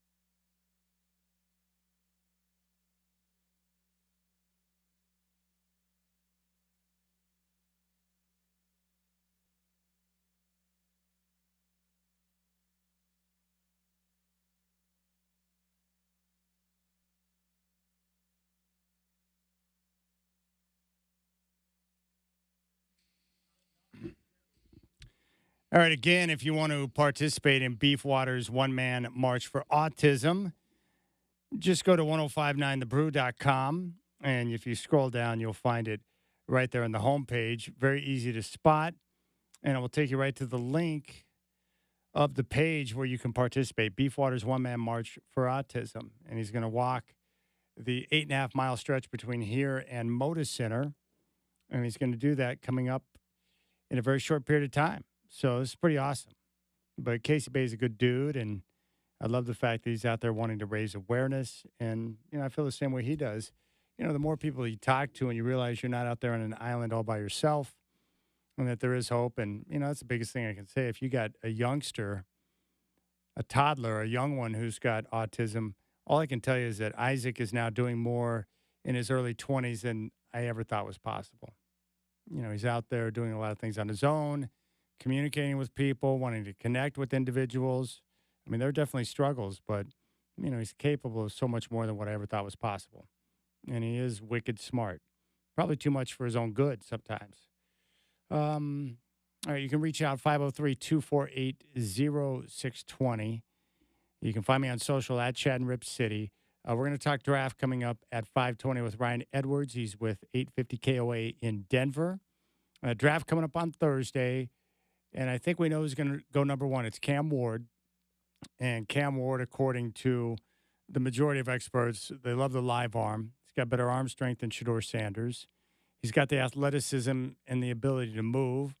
Probably a little bit more raw in terms of talent, so you're going to have to do some work with him. But, Tennessee needs a quarterback. And if you don't have a quarterback, you're going to continue to spin your wheels until you do find a quarterback. So, and Cam Ward's one of those guys where I'm rooting for him. I want him to do well, and I sure hope he does because he's got a great story, and I like what he's about, so I'm going to follow him along. Former Washington State Cougar, had a big year last year at Miami. And then number two with Cleveland, my guess would be Travis Hunter, and according to all reports, they're going to let him play both ways. And I'm not sure that's going to work. John Harbaugh talked about it last week where he just doesn't even know if it's possible.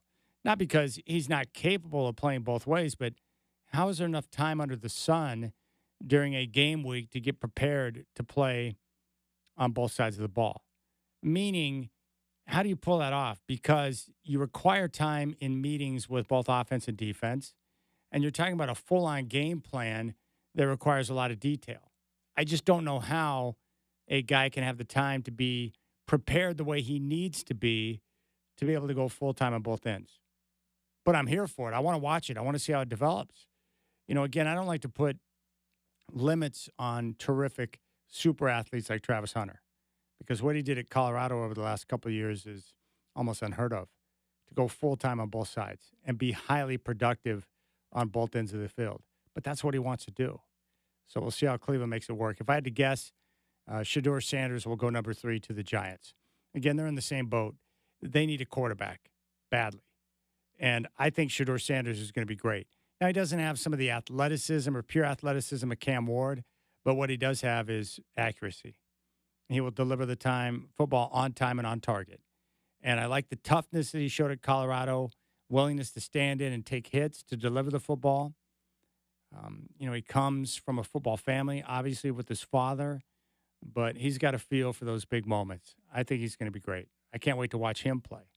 All right, we'll keep things rolling. Right now, early first at Madison Square Garden, the Pistons lead the Knicks by a score of 21-18. New York won game one as they close the game on a 21-0 run, but the Pistons off to a good start in this one, so we'll see how things shake out. The other game tonight in the playoffs will be at 7 in Denver. Clippers-Nuggets game 2. Denver won game 1 in overtime. All right, we'll keep things rolling here on the Rip City Drive. Ryan Edwards coming up at 5:20 here on your home of the Blazers, 620 Rip City Radio.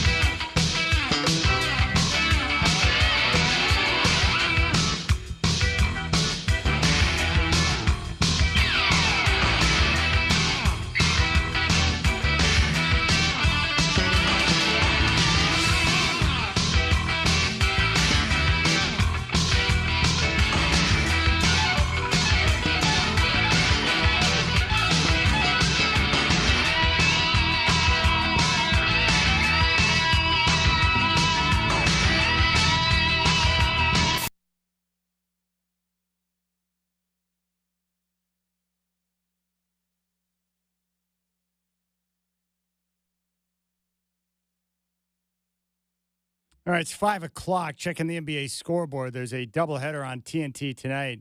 Game 1, the Pistons at the Knicks. Game 2, New York leads the series 1-0.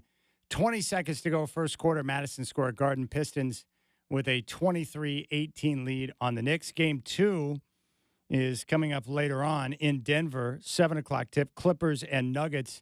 Denver's got a 1-0 lead after winning Game 1 in overtime. Jokic, 29 points and 12 assists. Good news for the Bucks. Damian Lillard upgraded to questionable, coming off his deep vein thrombosis. Game 2's tomorrow. Milwaukee and Indiana tip off at 4 on NBA TV. Pacers lead the series 1-0. Cooper Flagg confirmed he's entering the NBA draft. The NFL draft is coming up on Thursday. We're going to talk draft with Ryan Edwards of KOA in Denver coming up at 5:20. And according to reports, the Seahawks are open to trading quarterback Sam Howell.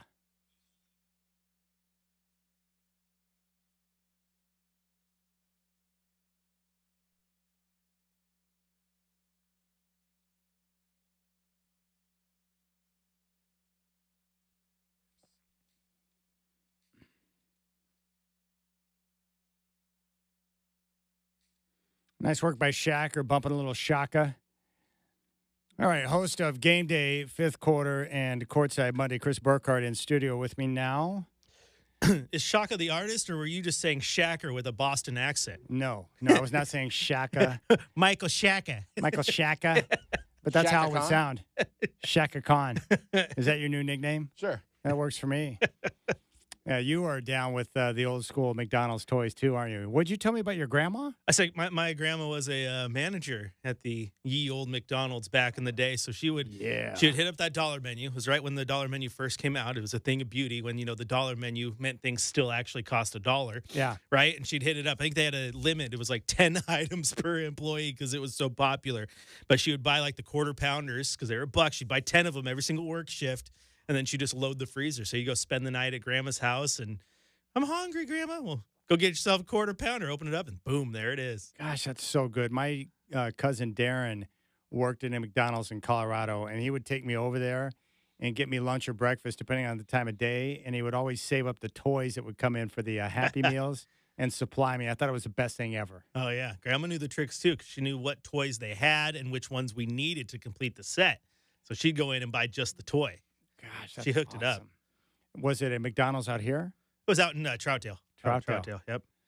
That's baller status right there. That isn't it amazing how grandmas all across the country, they just know how to hit the mark on just about everything when it comes to their grandkids. Yes. Especially when it comes to feeding them. My Nana never offered up stuff she knew I didn't want. She only offered up the things she knew I was totally down with. Yeah. Grandmas know. But why when grandmas are in mom mode, they don't do that for you though. No. Right? Because like we went to Thanksgiving, obviously Easter, yesterday, and we go to eat dinner, and there's beautiful honey baked ham, all the stuff that Dad made, and then there was chicken fingers on the side because Mom made chicken fingers specifically for the grandkids because she knew they wouldn't eat the Easter Sunday food. And I'm like, that's nonsense. Because when we were growing up, we had two options, take it or leave it. This is not a short order house, as Mom said. But for the grandkids. A short order house. Yep, that's. But for the grandkids, it is. Oh, yeah. Oh, they don't like that. Yep, we're going to make them all the good stuff. My mom will literally prepare 3 different meals based on what the grandkids want. You're right. And she doesn't bat an eye. Nope. But if we would have said that or offered that up when we were younger, she would have been like, no, you're going to eat what I fixed. Exactly. 2 options for dinner, take it or leave it. The only thing that really ticks me off is that my dad pays my son an exorbitant price to mow the same lawn that I mowed when I was younger that now has less grass because of different features they put in the lawn. Uh-huh. I'm like, you're paying him what? Inflation. I got $5. And that's what he told me, inflation. He's like, don't worry about it. It's inflation. I think I've told you this before, but my chore was to mow the lawn $10 a week. Part of my chores, mow the lawn. I wouldn't mow the backyard. I would just let it grow and grow and grow because I knew after about a month, my dad would be so irritated that it was long. He's like, hey, I'll give you $100 if you mow the lawn. And I'm like, well, I can do it every single week, and Mom will give me $50 in 5 weeks, or I can just wait and do it once every 5 weeks, and Dad will give me $100. That's an important thing. You've got to understand as a youngster which parent you play for the right cash. Absolutely. It's critical. Now, in my house, my dad was just not the money man. My mom was the money person, so I knew that she didn't want Dad to know about all the dollars she was slipping my way, so I would very secretly go to her when I needed cash for this or that or whatever. You just kind of know how to play the game. Because my dad was like, "Oh, we'll see," and I know what that meant. We'll see was a different way of saying that's never happening. Yeah, I think at my house right now, I'm your dad. My daughter, yeah, we'll see. Yeah, we'll see. Gosh, girls are expensive too. I told you I stopped by, I don't know, one of these stores to pick up a couple of beauty products for my daughter. Yeah, $60 later for 2 bottles of whatever, and I'm just like, ouch. Yeah. It's nonsense. Yeah, and I got 3 of those little ones at home. I'm going to be hurting. You got that times 3. Yeah, I got to invest in some hair products. Oh, my gosh, man. Well, like you said, you got plenty of hair, so you can give your daughter some help in that department, too. Dude, I was talking about this with Keith Smith, and this is the case every single year, but I'm never prepared for the difference between regular season NBA ball and playoff basketball. I enjoyed all the games this weekend. The intensity, the effort, the way teams were playing with the desire to win, and then the preparation from teams who actually do a full install of a game plan to attack another team's weakness. Like, I love everything about playoff basketball, playoff sports, baseball, hockey, basketball, football. It's just on a different level. It's the best. Yeah, I mean, we always talk about it during the regular season. A lot of the time we talk about, this team, you got to be physical to beat this team. Like, that a team like New York and, like a team like Boston, they play a physical brand all year long, but even that is a subdued physical brand until they get to playoff times. Because, like, you saw the other day, and you're seeing them matching up right now, but, like, Detroit played a pretty good game until the physicality just fatigued the heck out of them, and New York was able to get where they wanted to go. And so you got to adjust to that part of the game. I think I saw Tom Haberstroh tweeted out, and Casey Holdall talking about how, like, they're already at, like, all-time lows for foul calls right now because they're just letting them go. And it makes it such a much more entertaining basketball brand, man. I noticed that in the Knicks-Pistons game 1, especially in that fourth quarter. The Pistons had a lot of shots point blank at the rim that they didn't make. And there was contact on some of those plays that would have been fouls in the regular season. And I'm thinking, man, Pistons, you better step it up and be more aggressive in your attack because you're not going to get a whistle or the benefit of the doubt. They're going to let you guys play, and they did. And not just that game, but all of them. I want to ask you about the Rockets Warriors. Going into the series, I leaned Houston. I picked the Rockets to win the series because of their size, their defense. And I didn't think that having 2 guys in Jimmy Butler and Steph Curry to be your primary scorers would be enough. But I was reminded of a couple of things. One, never underestimate experience when it comes to NBA postseason play.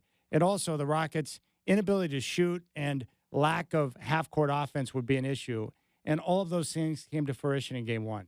Yeah, and it kind of goes back to that point you were talking about earlier. Just, you would expect these hiccups from the younger teams, right? Yeah. And Houston is that right now. They had a great year, and now they're in this position to continue to turn heads for years to come. But you're going into a 7-game series against a battle-tested Draymond, battle-tested Jimmy, Steph, Kerr. I mean, even Kevon Looney's been there for how long now, and he knows the ropes of a playoff series, right? So you're going up against the guys who kind of wrote the book on this modern style, and they're going to test you. And when they do, it's hard to stop. The biggest question with Golden State is just like you said, they got 2 primary scorers, and it almost doomed them in the play-in run there when, okay, we need someone else to make some shots. But still, playoff basketball, and when you got the defensive mind that Draymond has, you're going to set up pretty well. So game 1, 37 minutes for Draymond, 40 for Steph, 42 for Jimmy Butler. I just don't know. It might be enough in this series, but long-term, if they want to continue to move forward in the postseason, it'll be interesting to see how long those 3 can keep up with that type of minute load because Steve Kerr doesn't have a lot of depth on this team that he can trust in those type of high-pressure situations. Yeah, and we've seen it happen multiple times where 2 teams who, maybe aren't used to the playoff series style play or any of that go 7 games, right, of just back and forth nonstop. It wasn't it Minnesota and Denver a few years ago where Minnesota goes the next round, and then they look dead in the water. They just get boat raced because they're so exhausted from 7 games of 40 minutes a night. They did. They poured all their energy into that series with Denver, and they played great. But by the time they got onto the next series, they had nothing to give. They were done. So, yeah. The sustainability of Jimmy and Steph and Draymond playing that many minutes, that's tough. Well, wasn't it surprising to see the Lakers being a veteran team with LeBron and Luka not prepared for the physicality of the Timberwolves? I mean, they really got their butt kicked. Yeah, that's big time. That's big time. That's multiple levels there. Because first off, when LeBron James should know what he's doing, right? And for all the praise that JJ Redick's got this year, it really appeared that he wasn't ready for it, which is wild because if I'm looking at the teams going into the playoffs, teams that have guys who like to play big and play physical, I'm like Anthony Edwards, Naz Reid, like Rudy Gobert, people knock him because he has a limited offensive game, but he's a big dude who will body you. Like, that's a physical team. They built their entire identity on it. Mike Conley's been physical his whole career. Dante DiVincenzo, that's basically how he's made his name. Like, they're right there facing you, and you're surprised that they're physical? I love Mike Conley. He's like an Iron Man. I love him. He's so good. So smart, knows how to be out there. Naz Reid is one of my favorite role players in the league. He's so tough, and yet being a physical player, he's got the feathery touch to step out and make threes. And if I'm the Lakers, that's one of the big issues that I had with Redick in Game 1. I was just surprised that they were rotating off of Reid and allowing him to shoot to focus their attention on Edwards. You might want to pick somebody else to leave free, not Naz, because he can knock those shots down. He's proven it. Yeah, that's almost as if you didn't read the scouting report. Portland, we've seen it firsthand. Naz Reid hit shot after shot against Portland from beyond the arc. He's done it all year long. Like, you should know Naz Reid's game. He should not be sneaking up on you at this point of his career. He's pretty darn good. You're right. It was the first time I saw him where I really paid attention to him was here in Portland. I'm like, who's that guy lighting up the Blazers? He's good. I'm like, Naz Reid. And then from that point on, I've watched him. I just like his game. He's one of those guys who, like, every single year in the league has just refined his game. Like, he's always been a guy that he'll draw your attention when he plays because you can see it there. But it's just over the years, he's just better, and then he's better, and then he's better. And look what he's doing right now in Mini. And he's one of those guys we like because he knows his role, and he's not looking to go outside of that. Like, he understands his role, he embraces it. And when you get players like that know their role and play that part perfectly, look at what they can do for a team. It's amazing to me. I mean, I think you go down the list, Chad, of every single championship team in the history of this sport, and it's littered with rosters with guys who understand where they fit in the grand scheme of things. No bickering, no nonsense. We know what we're here to do. If coach is only giving me 5 minutes a night, I'm making the most out of those 5 minutes. You know what I'm saying? That's what championship teams need to do.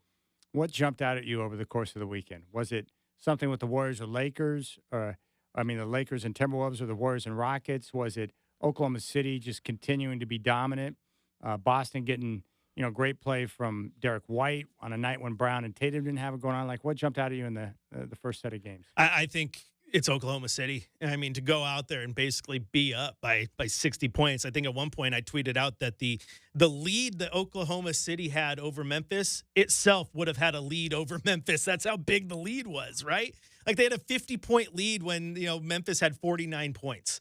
Like, it was just unreal how good they were, and it was the both sides of the ball thing, and the fact that you got guys who have come through that system, like Lugens Dort, right? When he came in the league, it was like, that's a guy, he's going to play defense. He can't shoot the ball worth a lick, and here he is just sitting and hitting open threes like it's nobody's business. Chet Holmgren goes in the corner. He looks like just a guard or a forward just hitting that three-pointer like nobody's business. Like, that is a team I'm watching going, the experience factor might be what gets them, but that team is built for the playoffs. They're clearly the best team in the Western Conference. They're filthy by good. A country mile. The only question mark we have is, will their lack of experience cost them? Yeah. But the problem is all these other teams in the West, whether it's the Warriors or the Lakers or whoever, Denver, they all have weaknesses that Oklahoma City can zero in on. Yep. And Oklahoma City really doesn't have a weakness. They don't. They're great on both sides. Both sides of the ball. And they got an MVP player in Shai Gilgeous. Yeah, both sides of the ball, and more so than just about any team in this playoff. They will knock you to the floor, off your line, and they will make you work, and that makes teams uncomfortable. All right, you've got Courtside Monday coming up at 6. What are you going to focus on today? Oh, we're going to talk a little bit more playoffs. I'm going to take the time finally to just sit and kind of grade the season, grade every player, what we thought they did for the Trailblazers, because we haven't had a chance to do that yet. But we're going to dive in there and then obviously focus on these playoffs because, man, they're fun. All right, brother. I appreciate it, man. Thank you. Oh, thank you. All right, we'll keep things rolling here. NFL Draft Talk with Ryan Edwards coming up next. Rip City Radio wants to line your pockets with Grand Slam cash. Be listening to the keywords every weekday from 6 a.m. to 7 p.m. on the 15s for your chance to win $1,000 13 times a day. It's Grand Slam cash. Get all the details at ripcityradio.com.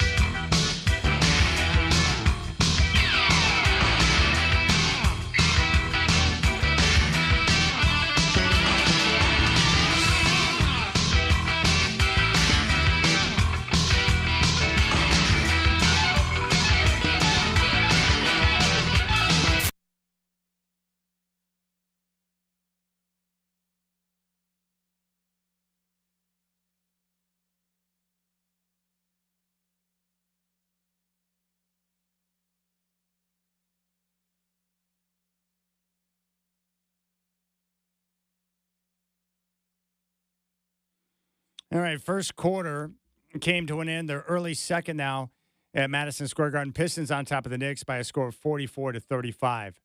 So credit to the Pistons after the game one meltdown to be able to bounce back and put themselves in a position here in game two. But very impressed. The Pistons have been a great story throughout the course of the entire season.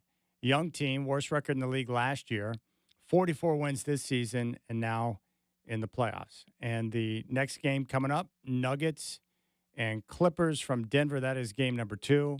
And game number 1 was terrific. Exciting game, went into overtime. And the Clippers, by virtue of their mistakes, too many turnovers. Too many turnovers, too many mistakes, and Denver was able to capitalize. And it helps when you got Jokic in a tight game. That's how it works. All right, we go out and welcome in a good friend of the show from 850 KOA in Denver. It's Ryan Edwards who's back. Ryan, my man, welcome back to the show. Great to be on with you, brother.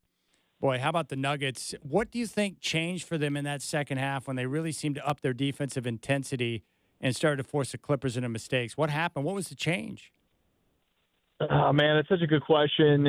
It felt like they were in a bit of a slog at the beginning. I'm not really exactly sure. That first quarter was miserable to watch, and they've had some defensive intensity questions throughout the year. I mean, certainly the perimeter defense, I don't think that's going to change anytime soon. But it seemed like they were able to close the second quarter with some momentum. They were able to get some turnovers. I mean, to get the Clippers to turn the ball over 20 times, I mean, I don't know if that's going to be something they can recreate tonight, but because it's uncharacteristic for that team, especially a Tyronn Lue team. But that's something that if you could somehow figure, you found something there that you can do, that would be ideal, obviously. But I don't know. Their defense is so up and down that I can't really lean on it and have expectations. Most of the time for the Nuggets, it's going to be like, all right, well, can you just do enough defense? Can you find enough guys out there that can make the difference? Westbrook come up with a couple of steals, but he also made a couple of boneheaded plays, which is kind of Westbrook-esque. It's a weird deal with that team, but they're going to have to find a way to kind of come back to that because I think the Clippers are a much deeper team, and that's going to probably show tonight.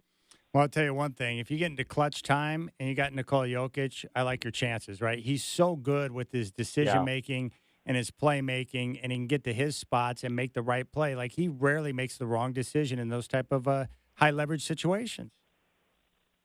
Well, that's just so great. And we were talking about it today. There's this expectation. We talk about Jamal Murray and MPJ and Russell Westbrook and Eric Gordon. We talk about all these guys.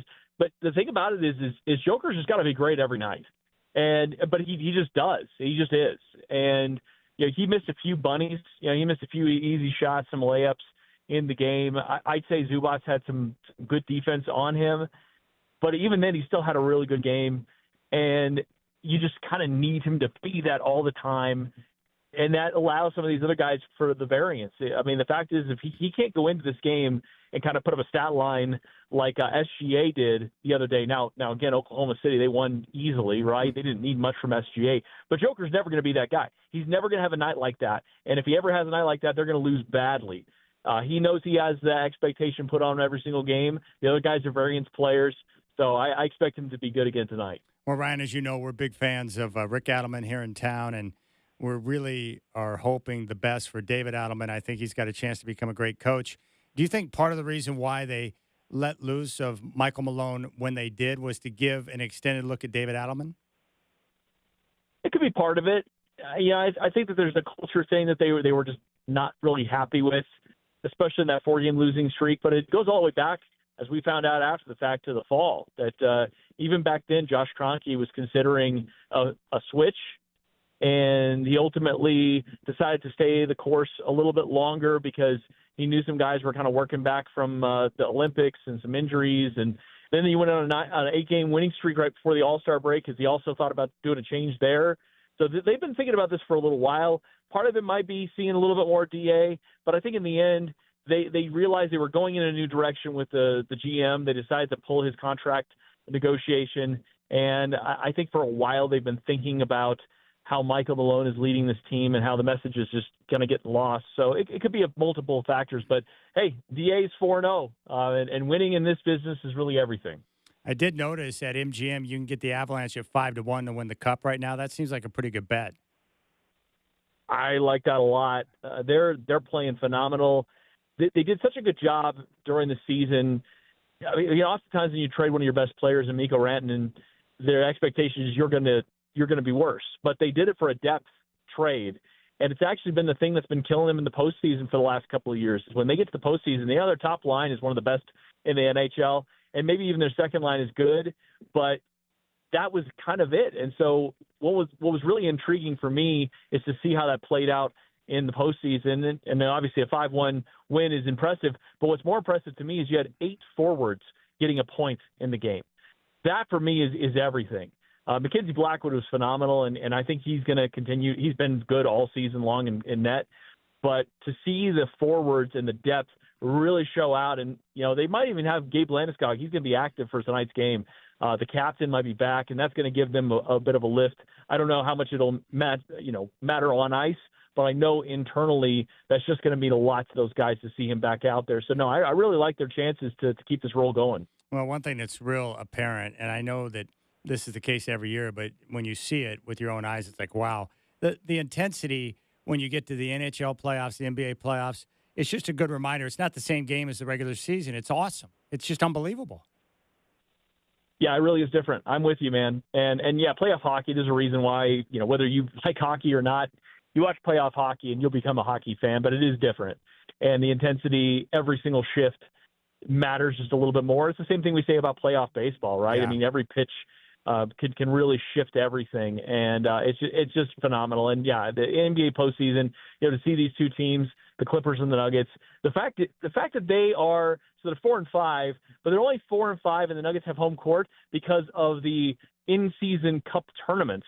If these two teams didn't play an extra game, the Clippers actually would have home court because they actually won 2-1 over the series, but they had played that extra game, and the Nuggets ended up getting that one, and then they won a tiebreaker. It's just remarkable how close these teams, especially in the West, are. And I don't know. I really think that we're in for a real treat here in the first round in a lot of these matchups. We're talking with Ryan Edwards, 850 KOA in Denver. Now, with the people you've spoken with, I'm curious their thoughts on Travis Hunter playing both ways in the NFL. I kind of lean with John Harbaugh on this, where I don't doubt that Travis Hunter can play both ways because he's a phenomenal athlete.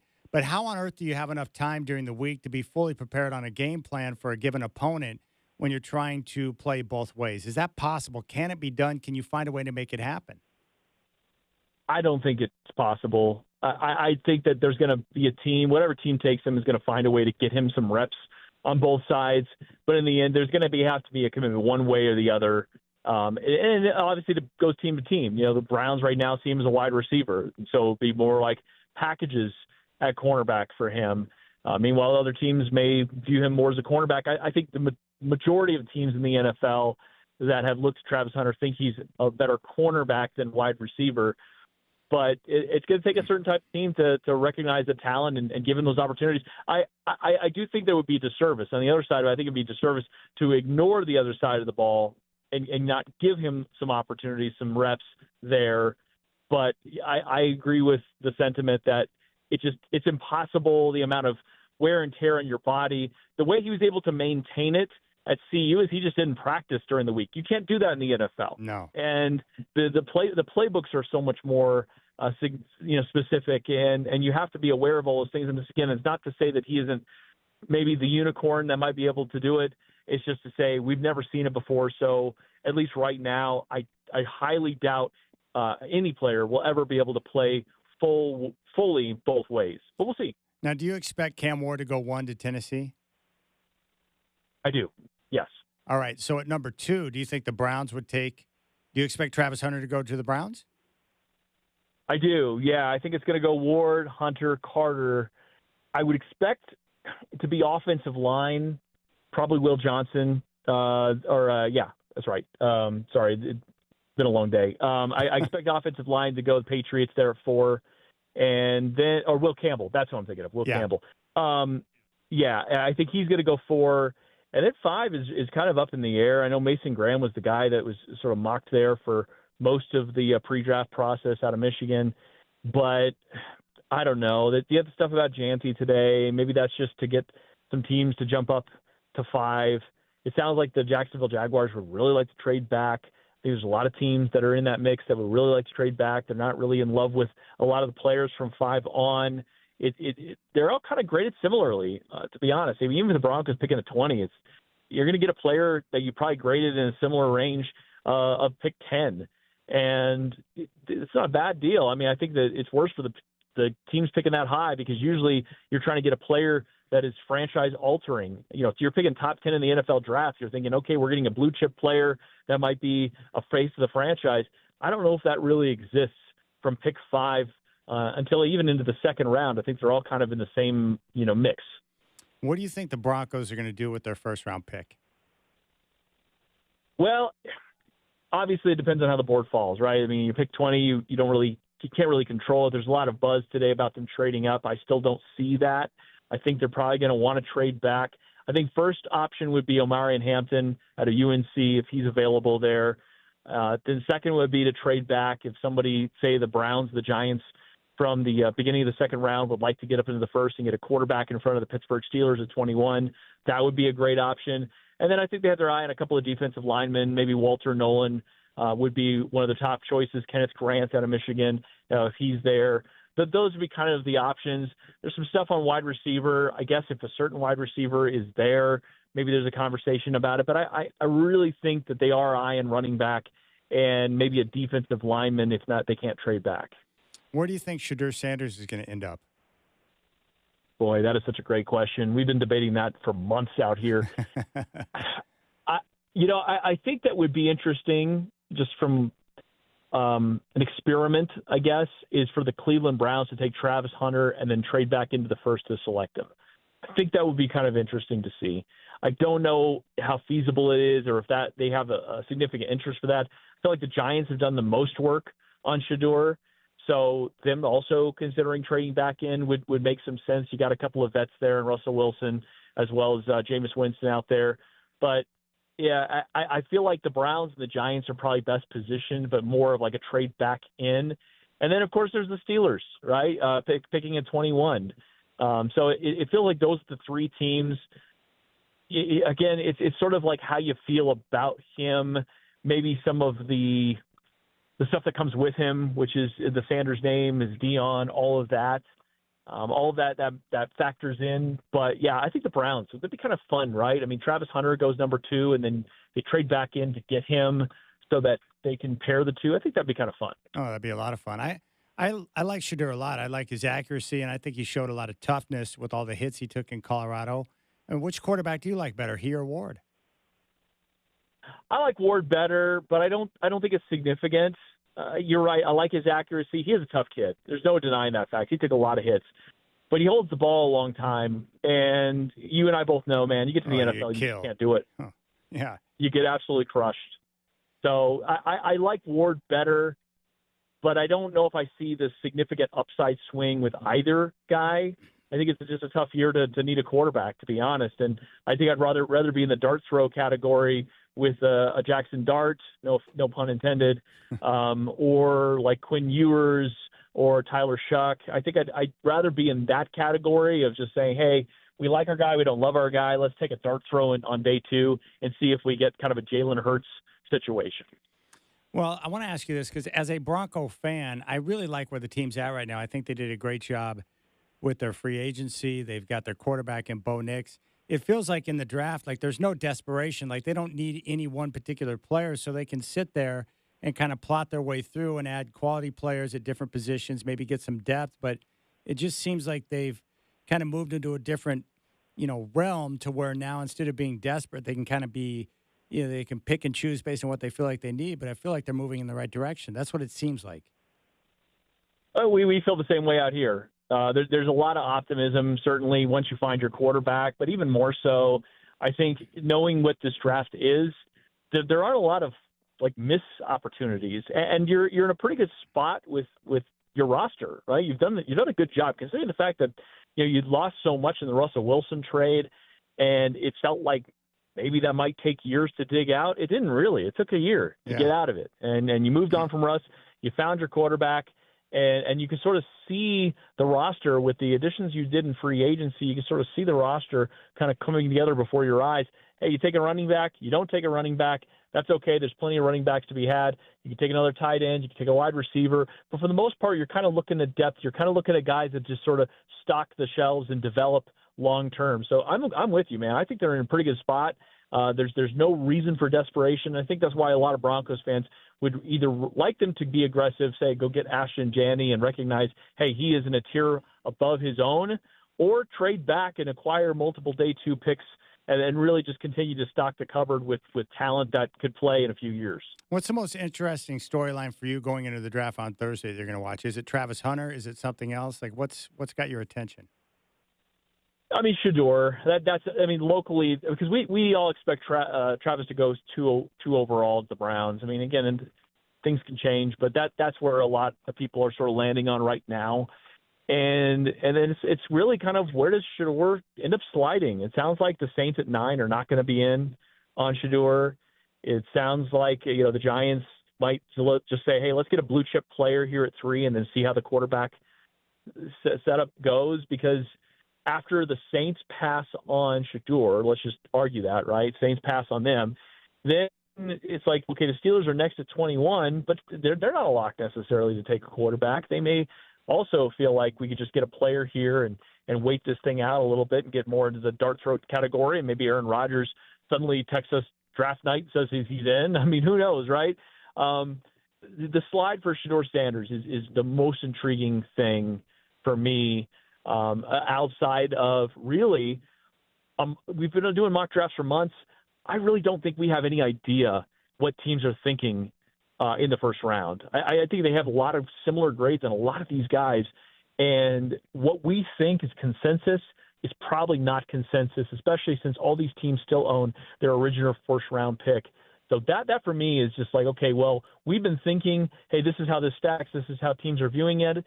There may be guys that we thought were dead set day 2 picks suddenly being drafted in the first round because the grades are all pretty similar. But where does the draft rank for you on events that you cover? I would imagine the draft's got to be a lot of fun because you get a chance to work with, the guys who know the game so well, Benjamin Albright and Dave Logan. Like, how much do you enjoy the draft, Ryan?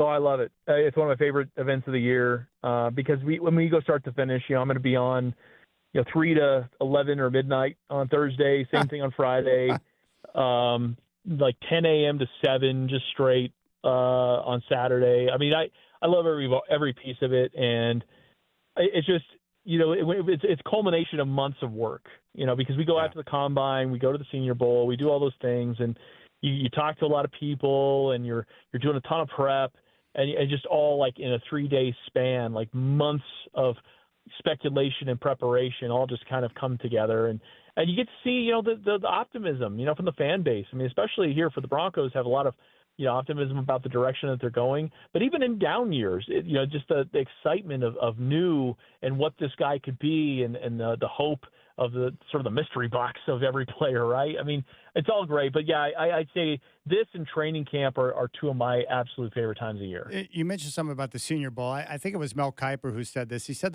the reason why the Senior Bowl is so important to him is because a lot of these top-line players at their schools, they don't go up against number ones based on the opponents on their schedule, but at the Senior Bowl, you get a chance to see ones going up against ones.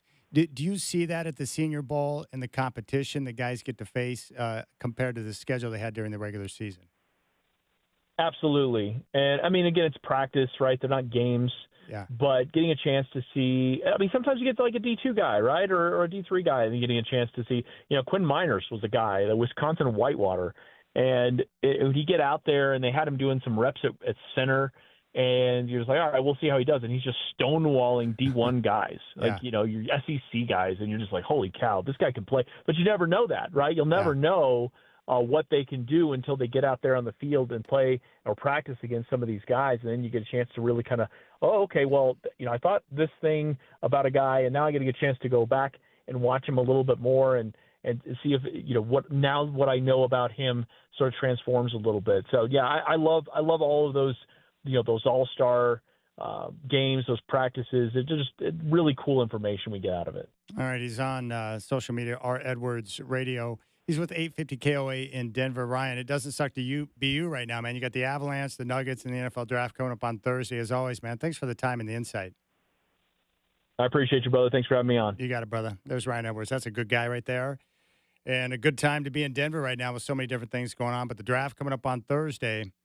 So keep an eye on that. Where does Shedeur Sanders fall to? And what team is he going to end up with? All right, we'll keep things rolling. Rip City Drive. Chris Burkhart has got Courtside Monday coming up at 6 o'clock here on your home of the Blazers, 620 Rip City Radio.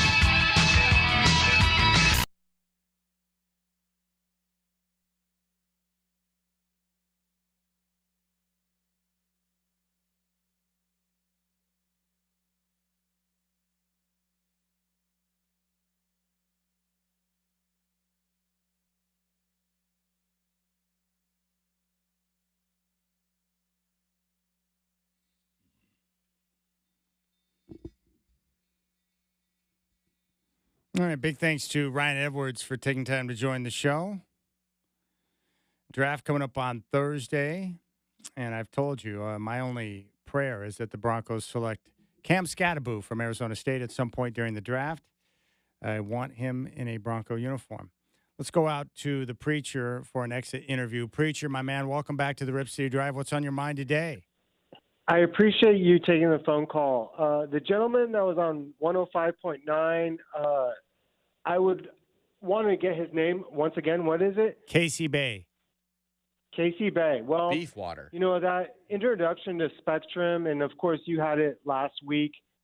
I have friends that are dealing with it. They are also single parents sometimes, and sometimes the algorithm to the, you know, all of it is very hard, and I agree with you. So, you know, when he talked about being, you know, as they say, Tom Peterson, I only thought to myself, what about Glorious too? He forgot to say that. Yeah, Gloria deserves respect. There's no question about it. Right? Tom Peterson, Glorious too is awesome, right? Yes, I agree. I'm down with Gloria and I'm down with Tom. And those commercials were epic. Hey, I appreciate just having the conversation within the moment and realizing, like, without a doubt, I don't have any kids. And, of course, I could only imagine if I had to deal with a situation where it's a little bit by myself. And, you know what? He's dealing with it right now. His name is Brian. He's a great guy. And, you know, it comes down the line sometimes, and however it goes, whatever. And the beauty behind it is he really does care. That's awesome. So I appreciate the show. Now, have you talked to Holly about having kids, or are you guys not going to have children? Guess what? There's enough love out there. If you want, you can adopt. Okay. It's just there's a moment where you're just like, it's not right. You don't know who you're with and whatever. And, you know, the lineage is lineage, but I don't care about that. I actually want to talk about Portland State lineage with Ube Udoka. You know? That's right. Ime Udoka coaching his tail off, man. His Rockets have his personality. They are tough. They defend.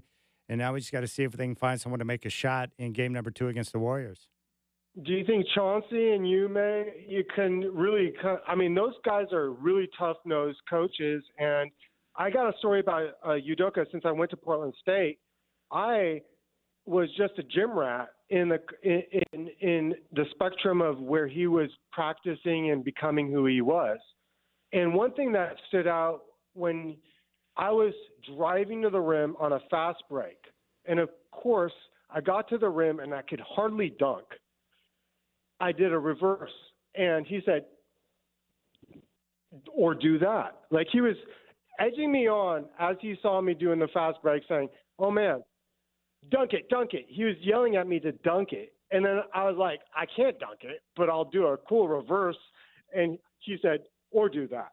And I thought that was really kind of like a moment. I was like, man, this guy is really, really where he is. That was a feeling moment for me. I'm a gym rat. I love basketball, as you know, and I appreciate the airwaves. And I appreciate everything that you guys do. Happy Easter. You got it, man. There you go. I appreciate it, Preacher. Give Holly my best. I'm adopted, and I'm thankful for it. Thankful that I was adopted and wound up with a good family.